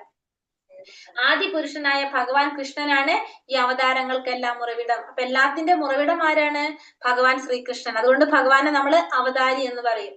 പുരുഷാവതാരം എന്ന് പറഞ്ഞാല് നമ്മളെ ഗർഭോദകശായ വിഷ്ണു, കാരണോദകശായ വിഷ്ണു, ക്ഷീരോദകശായ വിഷ്ണു, അതാണ് പുരുഷാവതാരം വരുന്നത്. ഗുണാവതാരം എന്ന് പറഞ്ഞത് ബ്രഹ്മ, വിഷ്ണു, മഹേശ്വരൻ, 3 ഗുണങ്ങളുടെ അധിപന്മാരായിട്ട് വരുന്നത്. ലീലാവതാരങ്ങള് ഭഗവാൻ ഓരോ ലീലകൾക്കും വേണ്ടിയിട്ട് മത്സ്യം, കൂർമ്മം, വരാഹം, അതൊക്കെ ലീലാവതാരത്തിൽ വരും. ശക്തിയാവേശ അവതാരങ്ങള് ഭഗവാന്റെ ശക്തി കൊടുത്തിട്ട് വരുന്ന അവതാരം, നാരദ മഹർഷി, ബ്രഹ്മദേവനൊക്കെ ശക്തിയാവേശ അവതാരം. മന്വന്തരാവതാരം, ഓരോ മന്വന്തരത്തിലും ഭഗവാന്റെ അവതാരങ്ങൾ ഉണ്ടാവും. ഓരോ മനുവിന്റെ കാലഘട്ടത്തിലും ഭഗവാന്റെ അവതാരങ്ങള്. പിന്നെ യുഗാവതാരങ്ങള്, ഓരോ യുഗത്തിലും ഭഗവാൻ അവതരിക്കും. ഇപ്പൊ സത്യയുഗത്തിൽ, ത്രേതായുഗം, ദ്വാപര യുഗത്തിലൊക്കെ അവതരിപ്പിക്കും. മന്വന്തരങ്ങളിൽ ഉണ്ടാവുന്ന അവതാരം ഇപ്പൊ യജ്ഞാവതാരമൊക്കെ മന്വന്തരത്തിൽ വരുന്ന അവതാരങ്ങളായിട്ട് പറയാം. അപ്പൊ അങ്ങനെ അവതാരങ്ങൾ ഓരോ സമയത്തും ഇങ്ങനെ അവതാരങ്ങള് പോയിക്കൊണ്ടേയിരിക്കും ഭഗവാൻ. ജന്മകർമ്മച്ച മേ ദിവ്യം ഏവം യോ വേത്തി തത്വതഃ തിക്താദേഹം പുനർജന്മ നൈതി മാമേതി സ്വാർജുന. അല്ലയോ അർജുന, എന്റെ ജനനത്തിന്റെയും പ്രവൃത്തികളുടെയും അതീന്ദ്രിയ സ്വഭാവം ഗ്രഹിച്ചവർ മരണശേഷം വീണ്ടും ഭൗതിക ലോകത്തിൽ പിറക്കുന്നില്ല, അവർ ശാശ്വതമായ എന്റെ ലോകത്തിലെത്തുന്നു. അപ്പൊ ഭഗവാന്റെ ജനനത്തിന്റെയും പ്രവൃത്തികളുടെയും അതീന്ദ്രിയ സ്വഭാവം ഗ്രഹിച്ചവർക്ക് എന്ത് സാധിക്കില്ല? മരണശേഷം ഈ ഭൗതിക ലോകത്തിൽ വീണ്ടും പിറക്കേണ്ടതായിട്ട് വരില്ല. അവർക്ക് ശാശ്വതമായിട്ടുള്ള ഭഗവാന്റെ ലോകത്തിലേക്ക് എത്താനായിട്ട് സാധിക്കും. തേൻകുപ്പിയുടെ പുറം നക്കുന്നത് പോലെ ഭഗവത്ഗീതയെ ഭൗതികമായ പാണ്ഡിത്യം കൊണ്ട് വ്യാഖ്യാനിക്കുന്നവർക്ക് മോചനം ലഭ്യമല്ല. അത്തരക്കാർക്ക് ഈ ലോകത്തിൽ പ്രാധാന്യമേറിയ സ്ഥാനമാനങ്ങൾ ലഭിച്ചേക്കാം, എങ്കിലും അവർക്ക് മുക്തിക്ക് അർഹരാകണമെന്നില്ല. ഇത് മനസ്സിലാക്കി അറിവോടെയും വിശ്വാസദാർഢ്യത്തോടെയും കൃഷ്ണാവബോധം വളർത്തിയെടുത്ത് സമ്പൂർണത കൈവരിക്കണം. അപ്പൊ നമ്മളൊരു തേൻകുപ്പിയുടെ ഭഗവത്ഗീതയെ ഭൗതികമായ പാണ്ഡിത്യത്തിന് എങ്ങനെ പറയണത്? തേൻ, ഒരു കുപ്പി നിറച്ച് തേൻ ഇരുന്നിട്ട് അതിന്റെ പുറം നക്കി കഴിഞ്ഞാൽ നമുക്ക് ആ തേനിന്റെ രുചി കിട്ടില്ല. അതേപോലെയാണ് ഭൗതികമായ രീതിയിലെ പാണ്ഡിത്യം കൊണ്ട് ഭഗവത്ഗീതയെ മനസ്സിലാക്കാൻ ശ്രമിക്കുന്നത്. അങ്ങനെയുള്ളവർക്ക് എന്താണ്? ഭൗതികമായിട്ട് കുറെ സ്ഥാനമാനങ്ങൾ കിട്ടാം, പക്ഷെ അവർക്ക് ഒരിക്കലും എന്ത് കിട്ടില്ല? മുക്തിക്ക് അർഹത ഉണ്ടാവണമെന്നില്ല. അത് മനസ്സിലാക്കിയിട്ട് നമ്മൾ എന്ത് ചെയ്യണം? ഭക്തിയോടെ, മറിവോടെ, വിശ്വാസദാർഢ്യത്തോടെ നമ്മള് കൃഷ്ണാവബോധം വളർത്തിയെടുത്ത് സമ്പൂർണത കൈവരിക്കാനായിട്ട് ശ്രമിക്കണം. വീതരാഗഭയ ക്രോധ മന്മയാ മാമുപാശ്രിതഃ ഭാവോജ്ഞാന തപസാ ഭൂതമദ്ഭാവമാഗതഃ. രാഗം, ഭയം, ക്രോധം എന്നിവയിൽ നിന്നും മോചിതരായി എന്നിൽ തന്നെ മുഴുകി ശരണം പൂകിയ അനേകം പേർ എന്നെ പറ്റിയുള്ള ജ്ഞാനത്താൽ ശുദ്ധീകൃതരായി എന്നിൽ പ്രേമബദ്ധരായിട്ടുണ്ട്. അപ്പൊ രാഗം, ഭയം, ക്രോധം ഈ 3 കാര്യങ്ങളിൽ നിന്നും മോചിതരായിക്കൊണ്ട് ഭഗവാനിൽ ശരണം പൂകിയിട്ടുള്ള കുറെ പേർക്ക് എന്ത് സാധിച്ചിട്ടുണ്ട്? ഭഗവാനെ കുറിച്ചുള്ള ജ്ഞാനം കൊണ്ട് ശുദ്ധീകരണം നടന്നുകൊണ്ട് അവർക്ക് ഭഗവാനിൽ ദിവ്യ പ്രേമബദ്ധരാകാനായിട്ട് സാധിച്ചിട്ടുണ്ട്. ഈ ഒരു വിശ്വാസിനായ ആധ്യാത്മിക ഗുരുവിന്റെ കീഴിൽ ക്രമേണ ഭക്തിയുടെ സേവനം അനുഷ്ഠിച്ചുകൊണ്ട് ഒരാൾക്ക് ഭൗതിക ആസക്തിയിൽ നിന്നും ആധ്യാത്മിക വ്യക്തിത്വത്തെ കുറിച്ചുള്ള ഭയത്തിൽ നിന്നും ശൂന്യതാവാദത്തിൽ നിന്നും ഉളവായ ഇച്ഛാഭംഗങ്ങളിൽ നിന്നും മുക്തനായി പരമമായ പദം പ്രാപിക്കാൻ സാധിക്കും. അപ്പൊ ഒരു ഗുരുവിന്റെ നിയന്ത്രണത്തിലൂടെ, ഗുരുവിന്റെ കീഴില് നമ്മൾ പരിശ്രമിക്കുന്നതിലൂടെ, നമ്മൾ സേവനം അനുഷ്ഠിക്കുന്നതിലൂടെ നമുക്ക് എന്ത് സാധിക്കും? ഭൗതികമായിട്ടുള്ള ആസക്തികളിൽ നിന്ന്, ആധ്യാത്മിക വ്യക്തിത്വത്തെ കുറിച്ചുള്ള ഭയത്തിൽ നിന്നും ശൂന്യതാവാദത്തിൽ നിന്നുമെല്ലാം ഉളവായിട്ടുള്ള ഇച്ഛാഭംഗങ്ങളിൽ നിന്നും മുക്തനായിട്ട് പരമപദം പ്രാപിക്കാനായിട്ട് നമുക്ക് സാധിക്കും. അപ്പൊ അതിനൊരു ഗുരുവിന്റെ നിയന്ത്രണത്തിലൂടെ, ഗുരുവിനെ ആശ്രയിക്കുന്നതിലൂടെ നമുക്ക് ഇതെല്ലാം സാധിക്കും. അങ്ങനെ നമ്മുടെ ശൂന്യതാവാദത്തിൽ നിന്നും ഉളവായിട്ടുള്ള ഇച്ഛാഭംഗങ്ങളിൽ നിന്നൊക്കെ മുക്തനായിട്ട് പരമമായ പദം പ്രാപിക്കാനായിട്ട് സാധിക്കും. ഹരേ കൃഷ്ണ കൃഷ്ണ കൃഷ്ണ ഹരേ ഹരേ, ഹരേ രാമ രാമ രാമ ഹരേ ഹരേ. വഞ്ചാകൽപതരൂപേശ്ച